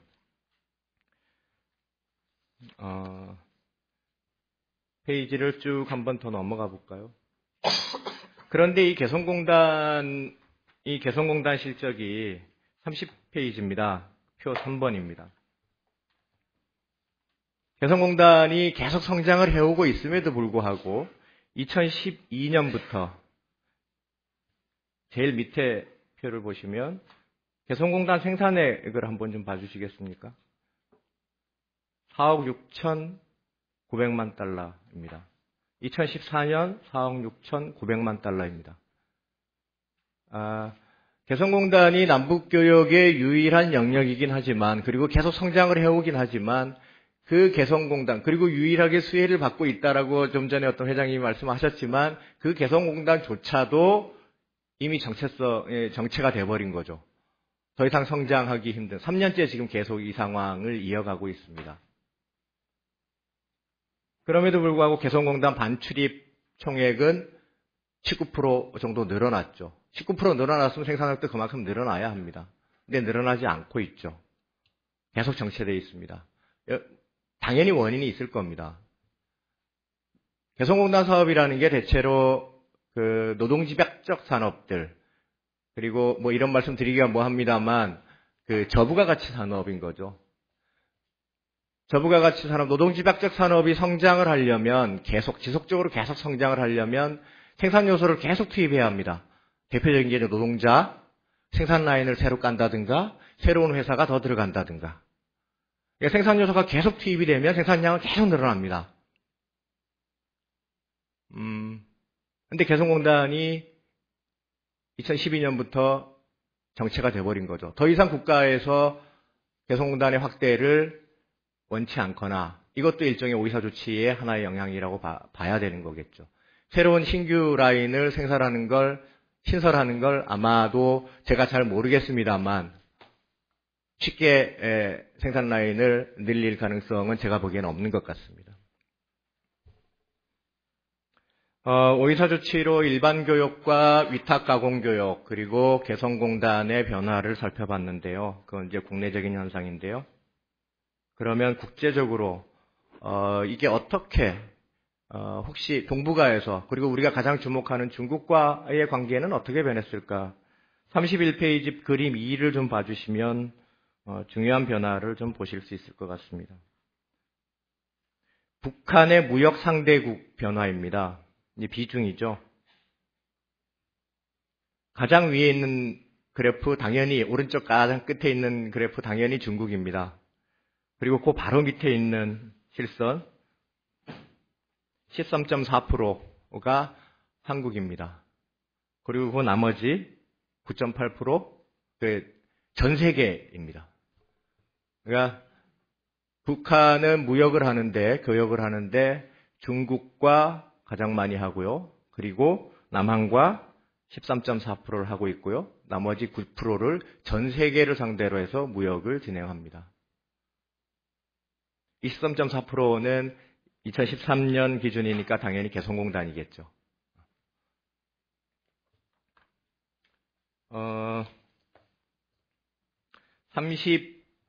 32페이지를 좀 잠깐 좀 봐주십시오. 북한이 2006년부터 시작해서 2008년까지 굉장히 중요한 변화를 겪게 됩니다. 국제적으로. 가장 먼저 2006년에 핵실험을 하면서 국제제재를 받기 시작을 했습니다. 그리고 2007년 말에 남한의 대통령이 바뀌는 이제 새로운 정부가 등장하는 과정을 겪게 됩니다. 그러니까 새로운 이제 파트너십을 또 만들어야 되는 거죠. 그리고 2008년 말에 우리가 잘 기억하고 있는 그 월가의 금융위기가 터집니다. 도대체 이게 무슨 관계가 있냐, 북한하고. 실제로 굉장히 관련이 많습니다. 특히 월가의 그 금융위기는 북한에게 굉장히 중요한 정책 변화의 모멘텀이 됐는데요. 여러분들 그 전 페이지가 아니고요. 북한의 전체 그 무역량이 급격하게 늘어나기 시작한 시점이 바로 2008년입니다. 2008년부터 무역액이 늘어나기 시작해서 현재까지 2006년 대비해서 약 250% 정도가 총 무역액이 늘어납니다. 그러니까 단일 국가 차원에서 한 7, 8년 사이에 무역액 전체가 한 250%가 늘어나는 사례는 아마 경제학을 공부하시는 분들이 발견하실 수 있는, 전 세계적으로 역사 이래로 발견하실 수 있는 사례가 그렇게 흔치 않으실 겁니다. 그 늘어난 이유가 있는 거죠. 북한 같은 경우는 이제 외화가 굉장히 부족한 나라인데, 월가에서 금융위기가 터지고 달러가 부족해지는 시기가 오면 바로 가장 먼저 타격을 입는 나라가 개발도상국, 그 다음에 후진국들이죠. 북한도 이제 당연히 거기에 영향을 받았겠죠. 그러면서 무역을 확대하기 시작합니다. 그리고 그 확대하면서 나타났던 가장 중요한 특징 중에 하나가 32페이지 표 3번입니다. 그림 3번입니다. 가장 위에 있는 그래프가 석탄과 철광석인데요. 무려 한 300% 이상 늘어납니다. 수출량을 늘리게 되는데요. 그 시기에 정확하게 2008년부터 늘어나기 시작하는데요. 국제 원자재 가격이 한 220%까지 성장을 합니다. 그러니까 북한이 수출하는 광물성 자원이 전체 무역 비중에서 차지하는 게 약 60%인데 그 중에 약 80%가 석탄입니다. 20%가 철광석이고요. 그러니까 전체 수출량의 약 50%가 석탄이라고 보시면 되는데, 그 석탄의 가격이 2005년 대비 2011년까지 약 230%가 올라갑니다. 국제 가격이 올라가면 북한도 당연히 달러를 획득하기 위해서 그 석탄을 이제 밀어내겠죠. 비슷한 물량을 밀어내고 돈은 그만큼 벌 수 있다 그러면 당연히 그런 정책을 펴야 되는 게 맞겠죠. 제가 이런 말씀을 왜 드리냐 그러면, 북한은 알려지는 것만큼 그렇게 무지막지하거나 혹은 그때그때 즉흥적으로 정책을 마음대로 이거 했다 저거 했다, 하기 싫으면 안 하고 하고 싶으면 이거 하고 정치적으로 옳지 않으면 절대 수출 안 하고 이런 나라가 아니라는 거죠. 남북관계에 그 영향이 그대로 발현이 됐습니다. 33페이지 그림을 한번 좀 봐주시겠습니까? 제가 주목하는 부분은 남북교육 중에서 위탁가공교육 부분입니다. 지금 옆에 동방영만 회장님 계실 텐데, 이 그래프는 북한이 중국의 섬유 제품을 위탁가공교육을 통해서 수출한 추이입니다. 남성 자켓, 여성 코트, 여성 자켓. 이 제품들은 2008년, 2009년까지만 해도 북한의 주요 수출품이 아니었습니다. 오히려 이 자리를 오징어, 명태 말린 거, 그 다음에 호두, 이런 걸로 대체했었습니다. 근데 2010년부터 급격하게 성장을 하기 시작해서 2014년에 총액이 4억 달러가 넘었습니다. 이 세 개 제품만. 중국에다 수출하는. 근데 자체의 생산 능력이 없지 않습니까? 그 자체의 생산 능력이라는 건 우리 아마 동반영만 회장님과 여러 위탁 가공업체들이 놓고 나온 설비일 겁니다. 그 금액은 4억 달러, 2014년에 4억 달러 정도 되는데요. 우리 위탁 가공 교육이 가장 규모가 클 때 약 4억 달러였습니다. 남북 교육 중에서. 그대로 대체를 한 거죠. 그대로. 5년 만에 완벽하게 중국으로 넘어간 겁니다. 그러니까 무역 무역 공부하시는 분들은 혹시 아실 텐데, 뭐 무역뿐만 아니고 정치 이론에서도 그렇습니다. 풍선 이론이라는 게 있습니다. 풍선이 있는데 한쪽을 이렇게 쥐면 다른 쪽이 튀어나갑니다. 그러니까 남쪽을 쥐인 거죠. 남쪽을 쥐고 나니까 중국 쪽으로 이게 바람이 넘어간 거죠. 제가 이 섬유 제품이 왜 이런 식으로 많이 성장을 할까? 그러면 정말 그게 사실일까라고 확인하기 위해서 필라멘트사, 그 제품을 만드는 필라멘트사를 얼마나 수입을 했을까를 확인해 봤더니요. 뒤에 페이지 34페이지 그림 5번입니다. 실제로 2010년부터 굉장히 많이 늘어나기 시작하죠. 수입해서 가공해서 내다 팔기 시작한 겁니다. 원래 이 자리는 우리 남북교역 업체들, 남북 위탁가공교역 업체들이 했던 역할을 중국 업체가 북한의 업체와 혹은 북한의 랄랄라 누구와 같이 그대로 사업을 하고 있는 거죠. 35페이지 그나마 제가 이 자리에 설 수 있었던 이제 가장 중요한 이제 발견입니다. 그림 6입니다. 남북중 사이의 위탁 가공 교역이 어떻게 변해왔는지를 보는 겁니다. 2010년을 기점으로 해서 중국은 수직 상승을 하고요. 남쪽은 완전히 사라져 버립니다. 저는 이걸 뭐 어떤 뭐 직관이나 혹은 어디 신문 기사나 뭐 이런 걸 통해서 발견한 것이 아니고요. 중국 쪽에서 제공하는 중국 해관 통계라든가 우리 정부에서 공식적으로 발표하는 코트라에서 발표하는 무역 통계라든가 그런 것들을 전부 다 취합을 해서 월별로 전부 다 데이터를 모아봤더니 결국은 이런 현상이 나타나더라는 것입니다.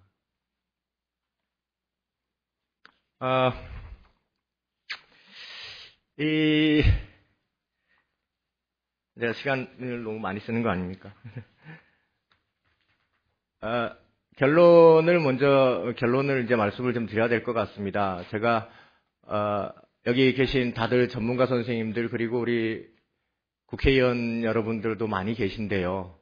뭐 제가 무슨 해법을 낸들, 그게 뭐 얼마나 영향을 미치겠습니까? 근데 그럼에도 불구하고 제가 한 말씀 좀 드릴 수 있는 건, 경제가 정치 영역을 넘어서는 건 제가 보기엔 거의 불가능한 것 같습니다. 그건 있을 수 없는 일인 것 같고요. 그럼에도 불구하고 정치 영역이 경제를 살릴 수는 있을 것 같습니다. 그러니까 제가 구체적으로 뭘 어떻게 하자라고 말씀드리는 건 오히려 다른 전문가 선생님들이 훨씬 더 많이 말씀을 하셔서 그걸로 그냥 대신을 하고요. 정치적인 역할이 훨씬 더 중요해졌다. 경제적인 문제를 평가함에 있어서 그 말씀 드리겠고요. 제일 마지막에 제가 40페이지에 중국 대만의 무역액 추이를 데이터를 전부 다 올려놨는데요. 중국하고 대만 같은 경우도 남북한 사이만큼이나 정치적으로 군사적으로 굉장히 갈등 관계가 심합니다. 여전히 군사정치적으로는 갈등이 심하죠. 미국 무기를 사니 많이, 그 다음에 뭐 어떤 영토를 차지하니 많이 그러면서 걸핏하면 곧 전쟁을 하니 많이 그러면서 갈등이 지금도 굉장히 심합니다. 그럼에도 불구하고 무역액이 계속 늘어나죠. 그 이전에 정치 지도자들이 그런 합의를 했답니다. 정치와 경제는 분리를 하자. 그래서 오늘과 같은 결과를 40페이지의 그래프를 만들어냈던 거죠. 제가 자세한 대안을 말씀드리지 못해서 아주 똑똑한 대안을 말씀드리지 못해서 정말 죄송합니다만 그럼에도 불구하고 여기가 정치의 장이니 정치인들께 간곡하게 말씀을 좀 드리겠습니다. 경제는 경제 영역대로 그냥 놔뒀으면 좋겠습니다. 감사합니다. 네, 고맙습니다. 제가 간단하게 좀 요약을 해드리면은, 실제로 지난 2010년 524 조치 발표가 되고 난 이후에, 중국으로, 그러니까 기존에 우리하고 했던 위탁가공 무역 대부분 중국으로 이전됐고요. 그건 저도 실제로 확인을 했었고요. 제가 연구자로 있었을 때. 그다음에 두 번째, 이 북한의 무역이 빠르게 증가하기 시작하는데 2008년 고비에서는 뭐 크게 보면 두 가지, 그러니까 주도했던 게 에너지 자원 가격이 높아지면서 광물성 그 물자, 즉 석탄, 무연탄인데 주로 무연탄하고 철강석 그에 대한 대중 수출이 거의 그 수출 성장을 주도했고 수출 가격이 높아졌기 때문에. 근데 두 번째는 이런 섬유류 위탁 가공이 실제로 중국 쪽의 노동력이 높아지면서 그런 현상이 발생을 했던 것 같습니다. 안에 쭉 여러 가지 자세한 내용을 대북 제재에 대한 실효성이나 이런 거에 대해서 분석을 많이 하셨는데 결론적으로 말씀드리면 그러신 것 같아요. 이제 이 오이사 조치라는 게 대북 제재에 대한 실효적 어떤 실효적 내용은 사라지고 남북 경협이나 남북 교류 협력을 막고 있는 상징성만 실효성은 사라지고 상징성만 남아있는 게 아닌가 이런 부분을 지적을 해주신 것 같습니다. 그리고 아마 이런 부분을 결국은 이제 정치가 자신의 어떤 특정 정권의 이해관계에 따르지 않고 좀 지속적으로 경제인들이 자유롭게 할 수 있는 영역을 좀 허용해주면 좀 더 지속 가능하고 안정적인 경제협력이 되지 않을까 이런 지적을 해주신 것 같습니다. 그다음에 마지막으로 우리 이물철 박사님 해주시면 감사하겠습니다. 반갑습니다. 시간이 지금 많이 지나서 저는 빠르면 한 5분, 10분? 길면 10분 안에 끝내도록 하겠습니다. 지금 이제 그 오이사 조치와 관련해서 이걸 어떤 식으로 또 풀어야 된다는 그 생각은 그 어느 때보다 폭넓은 그 공감대가 이미 형성되어 있는 것 같습니다. 제가 이제 정부 관련 회의라든지 또 약간 이제 군사 안보를 전공하는 분들과의 이제 많은 토론도 하면서 느껴지는 것은 이게 이제 오이사 조치가 이제 5년이 돼 가는데 어떻게든 뭔가 좀 변화가 필요하다는 생각은 다 가지고 있습니다. 그렇다면 이제 어떻게 모양 좋게 오이사 조치를 이제 해제시킬 것인가 또는 무력화시킬 것인가 이제 그런 고민을 지금 해야 되죠. 그래서 이제 오이사 조치를 해제해야 된다 이런 주장은 저는 사실 별 의미 없다고 봅니다. 어떻게 하면 이제 힘을 합쳐서 오이사 조치를 좀 가능하면 갈등을 최소화하는 방향으로 이걸 이제 좀 해제시키느냐 이런 고민을 저는 하는 게 보다 생산적이라고 일단 생각합니다. 그런 또 제 말씀을 드리고요. 그리고 이제 이 오이사 조치와 관련해서 가장 핵심이 여론입니다. 여론. 저는 여러분들하고 같은 공감을 많이 하는 누구보다도 공감을 많이 하는 그 연구자로서 제가 이제 우리가 이제 고민할 부분이 여론입니다. 여론인데 이제 여론 형성과 관련해서 그 오이사 조치 그러니까 오이사 조치를 우리 정부가 좀 힘을 가지고 이제 해제를 하고 밀어붙이기 위해서는 이제 적절한 여론이 조성이 돼야 되는데 아시겠지만 이제 북한이 여러 가지로 계속 이제 군사적 그 위협을 계속 이제 고조시키고 있고 또 얼마 전에 현영철 인민무력부장 잔인하게 처형했는지 아닌지 저는 모르겠지만 어떤 그런 소식들이 우리 언론 방송을 그런 지배하는 그런 상황에서 이제 오이사 조치 해제라는 게 좀 약간 좀 모순되는 이제 그런 측면이 있는 거죠. 우리 입장에서는 굉장히 절실하지만 그런 여론을 이제 굉장히 고려를 해야 된다. 그렇다면 이제 그 이런 여론을 뭔가 이제 능가하는 뭔가를 해야 되는데 그 무언가가 이제 굉장히 이제 지혜롭고 전략적인 그런 접근이 저는 필요하다고 보는 겁니다. 사실 이제 제가 오이사 조치를 해제해야 된다고 주장하는 이유는 여러 가지 우리 기업분들이 겪고 있는 고통을 하루빨리 해소하는 게 가장 우선적인 그런 부분도 있고 또 한반도라든지 동북아 여러 가지 좀 큰 틀에서 보는 측면도 있는 거 아닙니까? 우리가 같이 공감하지만 그런 부분이 있는데 지금 우리가 압박을 하면 제대로 하든지 그죠? 압박을 하든지 제재를 해서 제대로 하든지 이제 그 제대로 하지를 못하니까 사실은 이 MB 정부 이후 계속 끌려가고 있거든요. 저는 아주 중립적이고 객관적으로 우리 정부의 대북 정책을 이렇게 보면 계속 지금 끌려가고 있는 거거든요. 지금 최근에 남북관계 현안도 보면 계속 끌려가고 있는 겁니다. 그리고 우리가 압박을 하면 북한을 끌고 가야 되는데 압박을 하는데 계속 끌려가는 압박이 어디 있습니까? 그죠? 이런 부분에서 저는 이게 참 굉장히 전략상 굉장히 문제가 있다고 이제 보는 건데, 이 우호적인 여론 형성과 관련해서 가장 중요한 것은 저는 이산가족 문제라고 봅니다. 제가 많은 방송이나 또 칼럼을 통해서도 이전에도 많이 썼던 내용인데, 이산가족 상봉만 특히 이제 그것도 이제 건강한 관광 재개하고 상당히 밀접한 연관이 있죠.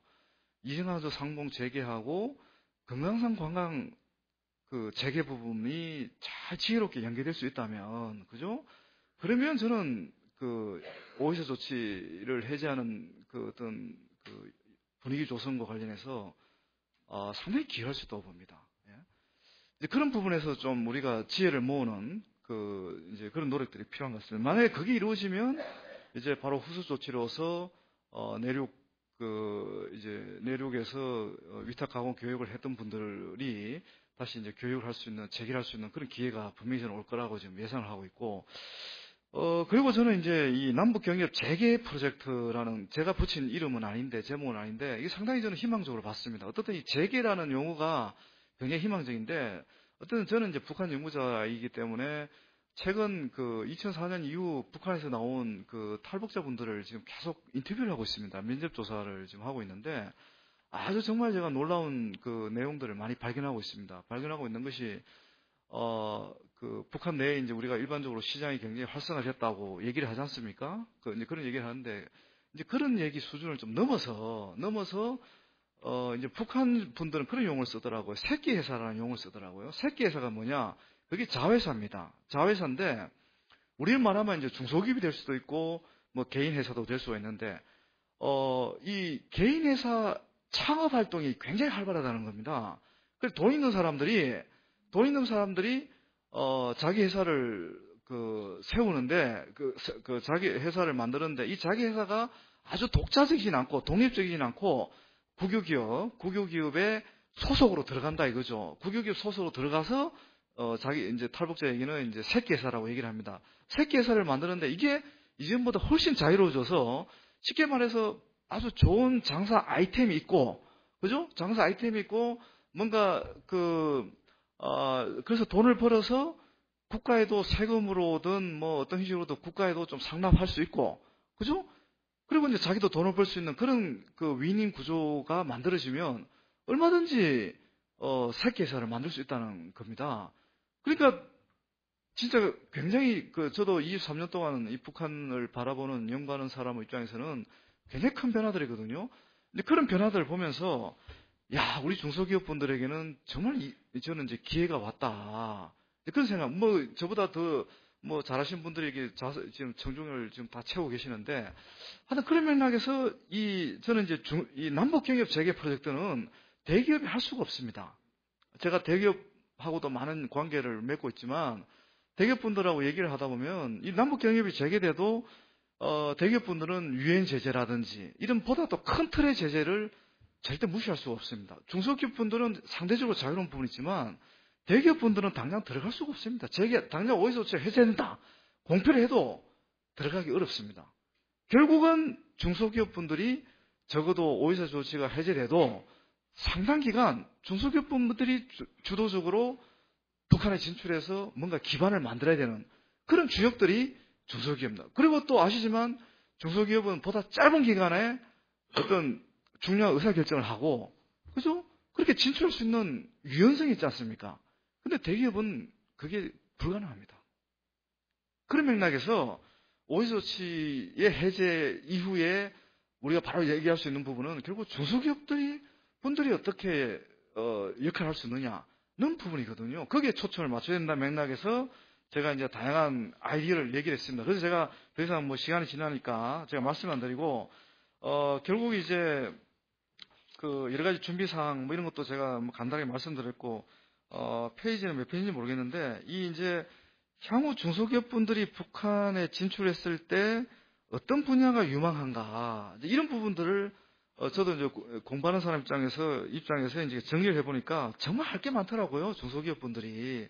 그게 이제 동방영만 우리 회장님도, 이제 살짝 언급도 하셨고, 뭐 여러 가지 했는데, 어떻든 제가 이제 말씀드릴 수 있는 것은 이제 북한 내수 시장에 이제 진출할 수 있는 그런 어떤 기회도 지금 온 것 같고, 또 북한하고 같이 뭐 합작 그 공장을 이제 세워서 예를 들면 뭐 북한이 지금 제가 이래 보니까 가장 수요하는 북한 그 경제 측면 또는 북한 산업 측면에서 또 북한 주민 생활 측면에서 이렇게 가장 또 필요로 하는 그런 생필품들이 있더라고요. 그게 저는 이제 10대 품목이라고 보는데 그런 10대 품목을 또 집중 생산할 수 있는 합작 공장을 만든다든지 그리고 또 남북 상품을 전용 이렇게 교류할 수 있는 시장. 그게 이제 우리 영반 회장님께서 말씀하신 부분인데 남북한 상품을 이렇게 교류할 수 있는 그런 전용 시장을 만드는 것도 지금은 얼마든지 가능한 구상이라고 저는 봅니다. 그래서 이런 부분도 제가 뭐 정부 쪽에는 제안도 하고 그랬었는데 그런 부분들 그리고 이제 업종별로 이렇게 지금 경제개발구가 많이 만들어져 있지 않습니까? 그래서 중소기업 전용공단을 설립하는 것도 굉장히 지금 실효성 있는 그런 제안인 것 같습니다. 그래서 저는 지금 섬유 패션 전용 단지, 뭐 치과 기본 분야 이런 부분은 제가 용역을 했던 아이디어 사업들만 제가 이제 연구 용역했기 때문에 제안했던 건데 그 외에도 뭐 업종별로 뭐 완구라든지 플라스틱, 시계, 공예 뭐 이런 여러 가지 업종별 조합 중심의 개발구 진출도 지금은 상당히 이제 좀 수익성 있는 사업인 것 같습니다. 그리고 지금 뭐 배후 지역 공단 배후 지역 영농단지라든지 또 지금 개성단을 제가 이제 또 가까이 이제 지켜보다 보니까 이 노본 물자라고 그죠? 북한 근로자가 필요한 물자들 수요가 엄청나더라고요. 정말 이게 엄청나고 이런 노본 물자가 우리 중소기업 연간 산업에 다 영향을 주는 그런 부분입니다. 수천 개 지금 중소기업이 또 이런 연관돼 있기 때문에 뭐 그런 부분들 그리고 관광사업 이 관광사업도 뭐 저는 굉장히 전망이 밝답니다. 금강산은 말할 것도 없고 뭐 원산은 진출이라든지 또 뭐 지금 지방단체가 추진을 하고 있습니다. 이 백두산, 한라산, 연계관광이라든지 뭐 그 관련해서 중소기업이 참여할 부분이 굉장히 많습니다. 그리고 마지막으로 이제 식당, 뭐 커피숍 같은 요식업 이게 이제 또 뭐 아까 이제 금강산 말씀도 하셨지만 맥주공장 뭐 이런 부분들하고 연관해서 진출할 수 있는 정말 이제 진짜 몇 년 전하고 달리 지금이 우리 중소기업 분들이 북한에 진출할 수 있는 아주 적기다. 그런 희망적인 말씀을 드리면서 오이사 문제를 돌파하는데 제가 뭐 미륵이나마 계속 보탠다는 말씀을 드리면서 제 발표는 이렇게 마치도록 하겠습니다. 예, 감사합니다. 예, 이물출 박사님께서 아주 시간을 효율적으로 잘 써주셔서 주어진 예정된 시간에 딱 맞추고 플로어에 마이크를 드릴 수 있게 된 것 같습니다. 이 박사님 거는 자세히 한번 읽어보시면 좋을 것 같습니다. 이 페이퍼에 많이 써놨기 때문에 설명을 많이 안 해주셨는데, 정부 관계자들이 우리 이물출 박사님 아이디어를 좀 듣고, 이 공부를 좀 하고, 정책을 좀 수립했으면 좋겠고요. 특히 다른 것보다는 재계라는 거에는 아마 임 박사님께서 여기 계신 분들에게 희망을 얘기해 주신 것 같아요. 프란체스코 교황께서 그랬죠. 어둠을 두려워하지 말라 어둠 속에 빛이 있다라고 했기 때문에 남북 경협이 중단된 만큼 아마 재개의 시점은 점점 다가오지 않을까 이런 차원으로 그래서 다시 희망을 얘기해 주신 것 같습니다. 네. 자, 그러면 혹시 플로어에서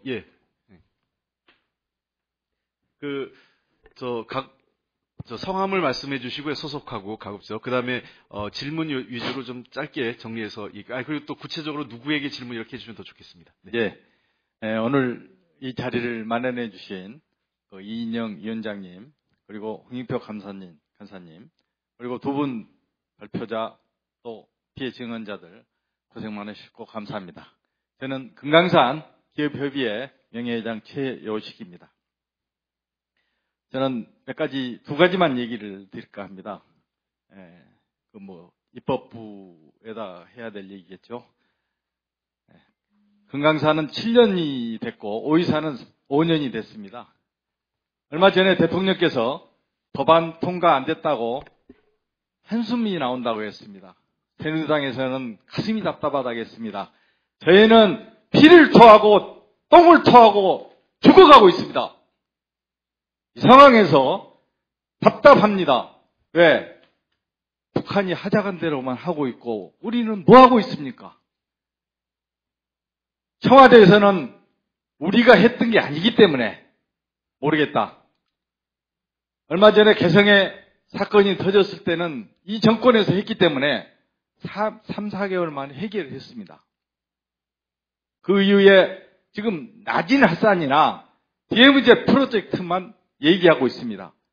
금강산하고 오이산은 우리 정권에서 안 했기 때문에 모르겠다. 자, 그러면은 전 정권에서는 김대중 정권, 노무현 정권에서 햇볕 정책 대북 사업을 했는데 그 상황이 계속 연결되어 오고 있는데 지금은 국회의원님들은 뭘 하고 계십니까? 답답합니다. 국민 80%가 금강산 관광을 재개를 하고자 하고 오이사 조치는 60% 이상 해제하고자 하는데 국회에서는 도대체 뭐 하고 있는 거냐 말입니다. 제안을 드립니다. 새누리당 대표, 국회의장, 원내대표 다들 원하십니다. 하고자 합니다. 청와대에서만 말을 안 듣고 있습니다. 그럼 어떻게 해야 됩니까? 돌아가야죠. 국회에서 여야 만장일치 합의를 해가지고 금강산 관광하고 오이사 조치 해제합시다. 법안 통과시켜 주십시오. 그 방법밖에 없습니다, 지금. 그렇게 해야 청와대에서 움직이지. 지금 뭐 옛날 지나간 거 모르겠다는 식인데 피를 토하고 똥을 토하고 죽어가고 있는데 이렇게 계속 가야 되겠습니까? 그 부분이 분명히 입법부에서는 국회에서는 인지하시고 이번 임시국회라도 거론을 하셔가지고 좋은 안을 내주셨으면 합니다. 우리가 뭐가 부족합니까? 북한을 하라는 대로 하고 있는 게 답답합니다. 아까 임일출 교수님께서 우회로 돌아가라는 방법을 했습니다. 제안을 드리겠습니다. 못된 동생이 잘못하면 꿀밤을 치든지 발로 차든지 해서라도 해결하든지 아니면은 밥술 사주고 진탕 사주고 돈도 주머니 넣어주고 해결을 하든지 해야 되지 않겠습니까? 그런 방법을 전혀 안 하고 있습니다. 또한 말씀드리겠습니다. 아까 이종업 회장도 얘기했고 다 했습니다만은 7년 동안 수입 한 푼도 없이 살고 있는 기업인들 있습니다. 피해 보상법 다시 거론해 주셨으면 합니다. 새누리당에서도 긍정적으로 생각을 하는데 오이사가 실체가 없어가지고 참 무겁다. 그러나 이번 임시국회에서 그거라도 다시 꺼내가지고 활발하게 대화를 해서 이 어려운 사람들 구제해 줄 수 있는 기회가 됐으면 합니다. 감사합니다. 예, 또 혹시 질문, 네. 앞에 하고 뒤에 두 분은, 예. 네, 안녕하세요. 금강산 기업인협의회 신양수입니다. 예, 오늘 좋은 토론이 된 것 같고요. 많은 이런 세미나나 저희들 자체 회의, 또 정부 쪽하고도 많은 미팅을 했지만은 발전된 부분이 전혀 없습니다. 그래서 참 답답하고 어떤 이론적인 탁상 행정적인 이런 부분으로 저희는 지금 며칠 후면 지금 8년이 지금 지나가거든요. 그래서 저 개인 생각은 개성공단을 제외한 우리 평양 내륙 그리고 우리 금강산 투자 업체들 지금요 8년이 돼갑니다. 그러는데 정말 아까운 세월만 보내고 자산 다 없어지고 이게 지금 저희들로서는 심각합니다. 그래서 향후 오이사 조치가 해제가 되든 남북 관계가 개선이 되든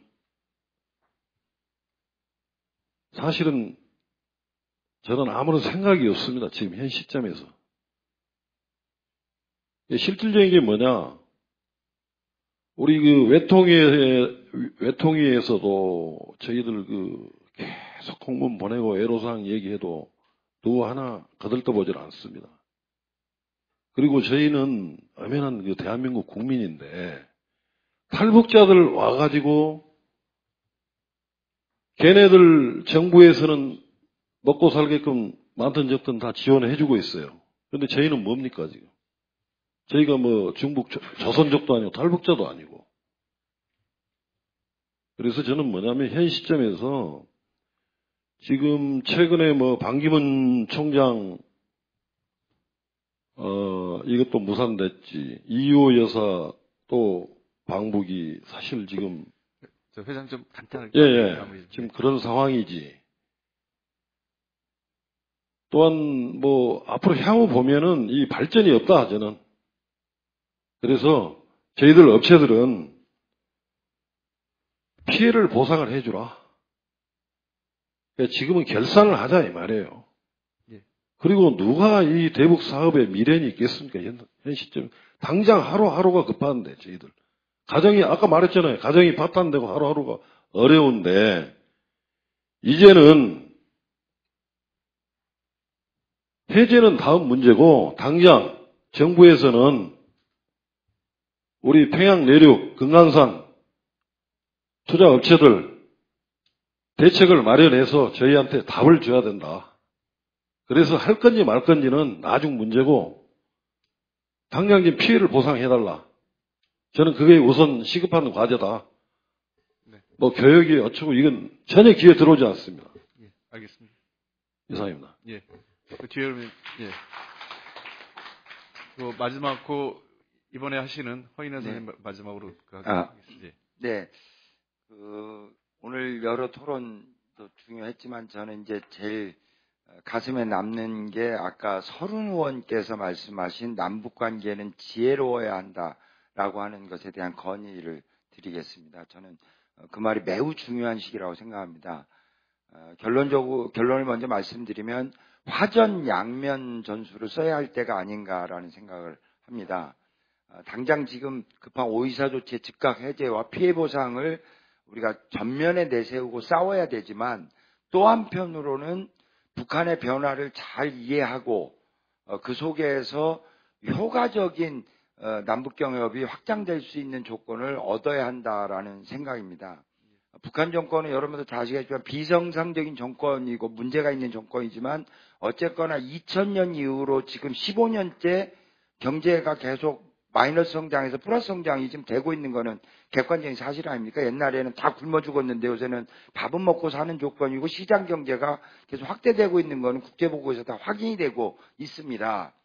그런데 김정일 정권에서 김정은 정권으로 넘어오면서 제가 알고 정보를 들은 바에 의하면 소위 나름대로 비정상 국가에서 정상 국가로 많은 변화를 가져오려고 노력을 하는 것 같다라는 이야기가 있습니다. 김정일 정권 때는 정권 유지를 위해서 군부와 당을 중심으로 엄청난 이권과 사업들을 경제 사업들을 짧게 할 건데요. 주다가 최근 들어서 먹고 살만 조금 해지니까 조금 이 정상 국가의 노력들을 하고 있다고 하고 비정상 국가의 조건 속에 있었던 당과 군부의 주요 세력들을 연일 숙청하고 있는 모양입니다. 그 얘기는 김정은의 권력 기반을 강화하는 의미도 있지만 북한 정권 자체가 일정하게 정상화하려는 노력도 보이고 있는 부분도 있다라는 거죠. 그 이야기는 저는 뭐 정부가 해야 할 일이긴 하나 어쨌거나 우리 이인영 의원님, 홍익표 의원님 통일 외교 부분에 관심이 있는 부분이고 애를 쓰고 헌신하고 있는 부분들이 이런 노력의 돌파구를 작게라도 찾아야 한다고 생각합니다. 방구가 잦으면 똥이 나온다고 어쨌거나 박근혜 정권도 지금 뭐 최대 위기에 있는 때에 남북관계를 굳이 경색 국면으로 가지 않을 내부적 의향을 갖고 있다고 전 보여지고 힘드시겠지만 민간 부분과 의원님들이 애를 써서 이북의 그런 정권 내부의 변화의 흐름을 잘 잡으면 그쪽을 적극적으로 끌어들이고 오이사 조치의 제한을 우회할 수 있는 아까 임 박사님도 말씀하셨지만 우회할 수 있는 작은 통로들이 나올 수 있을 정세이다. 이 정세에 대해서 각별하게 노력을 해주시기를 부탁드리는 걸로 말씀 마치겠습니다. 예, 알겠습니다. 이제 시간 관계상 그렇습니까? 제가 못 봤는데 오늘 짧게만 해주십시오. 한 1분. 예, 저 원내대표님 이제 그 마무리 말씀 좀 듣고 제가 해야 되기 때문에. 예. 저는 금강산에 기념품 판매했던 하나원 커뮤니케이션이고요. 예. 성은 제가 가리고 이름 종익입니다. 예. 오늘 이물질 교수님 말씀 듣고 분석기는 지혜가 생겨서 꼭 말씀드릴 것 같습니다. 자, 실제로 이제 간부님이나 남북경협 간부님들이나 정치인분들은 이산가족에 매달려 주신 게 좋을 것처럼 보입니다. 왜냐하면 실제 제가 할 수 없는 일을 너무 많이 제가 이 세미나를 한번 다 빠졌는데 너무 힘들어요. 오는 것 자체가 잘 안 되는 것보다는 이산가족이라는 하나의 아이템으로 저는 장사꾼입니다. 이산가족이라는 아이템이 굉장히 좋습니다. 그거로 굉장히 확산을 시키면 오이사조치는 잘 될 것 같습니다. 또 하나는 저 장사꾼이니까 남북 경협 프로젝트에 교수님이 역할을 해주시면 저는 바로 참여해서 굉장히 중요합니다. 그 사업이 잘 될 거로 좀 보기 때문에 실제로 저희들 회원들이 잘 안 옵니다. 여기에. 예, 근데 그 프로젝트가 된다면 아주 많은 중소기업들이 참여하셔가지고 자연히 오이사조치 해지하는 그런 흐름 같습니다. 그 두 가지가 잘 진행되게 교수님 좀 따로 좀 만나 주십시오. 제가 뭐든지 하겠습니다. 네. 예, 감사합니다. 네, 우리 이물철 교수님 그렇게 해주세요. 네, 지금 마무리되는 시점에서 우리 당의 원내대표님께서 이종걸 원내대표님께서 지금 막 참석을 해주셨습니다. 그래서 제가 원내대표님 준비하신 인사 말씀이 있으실 텐데 지금 이 자리에서 많은 분들이 요구했던 게 오이사 조치의 빠른 해제 내지는 사실상의 무력화 이런 것들 요구했고요. 특히 금강산과 내륙 지역에 투자했던 많은 경영업체들의 피해가 지금 눈덩이처럼 커져 있고 가정 파탄 그리고 거의 개인의 건강까지 해치는 그런 굉장히 심각한 상황이기 때문에 이 피해보상법이 이미 제출돼 있었거든요. 제가 외통이 전반기 있을 때부터 이 법이 제출돼 가지고 했는데 아까 우리 최 회장님 말씀하신 사실은 다른 게 새누리당이 반대해서 안 되고 있습니다. 새누리당이 찬성해 주신 그 법 통과됐죠. 저희들이 입법 발의를 했는데 통과가 안 되고 그래서 말씀은 앞에서는 어떻게 하시는지 모르겠지만 실제로 법원소에서 저하고 다룰 때 그거 반대해서 통과가 안 되고 있는 겁니다. 그래서 오늘 다시 한번 우리 그런 여망을 좀 담아서 이종걸 원내대표님께서 그런 거를 좀 열망이 있는 걸 감안하셔서 인사말 같이 한번 먼저 해주시면 감사하겠습니다.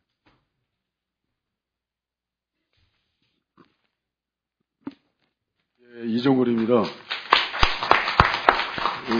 오늘 이렇게 한 5장 이상 써왔는데 이거 읽을까요? 야단 맞을 것 같습니다.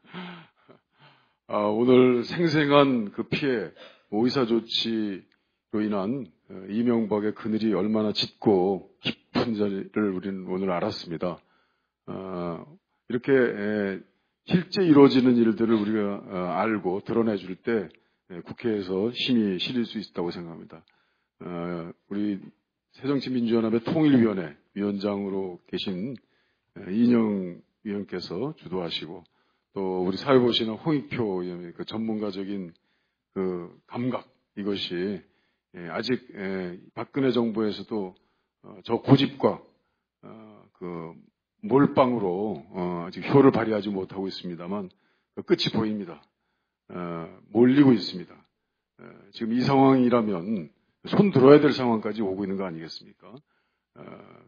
피해자들께서 그동안 피해 액수나 규모나 이런 것들 많이 말씀하셨지만 정말 이제는 생명과 건강까지 그 위해를 받을 만한 이런 아주 심각한 상황에 우리가 국회에서 할 수 있는 일들 오늘 아주 실질적인 말씀들을 만들어 주신 것 꼭 같이 할 수 있도록 제가 되고 난 다음에 우리 이인영 의원의 개인적인 관계를 좀 활용해서 제가 개인적으로 제 할아버지라고 부릅니다.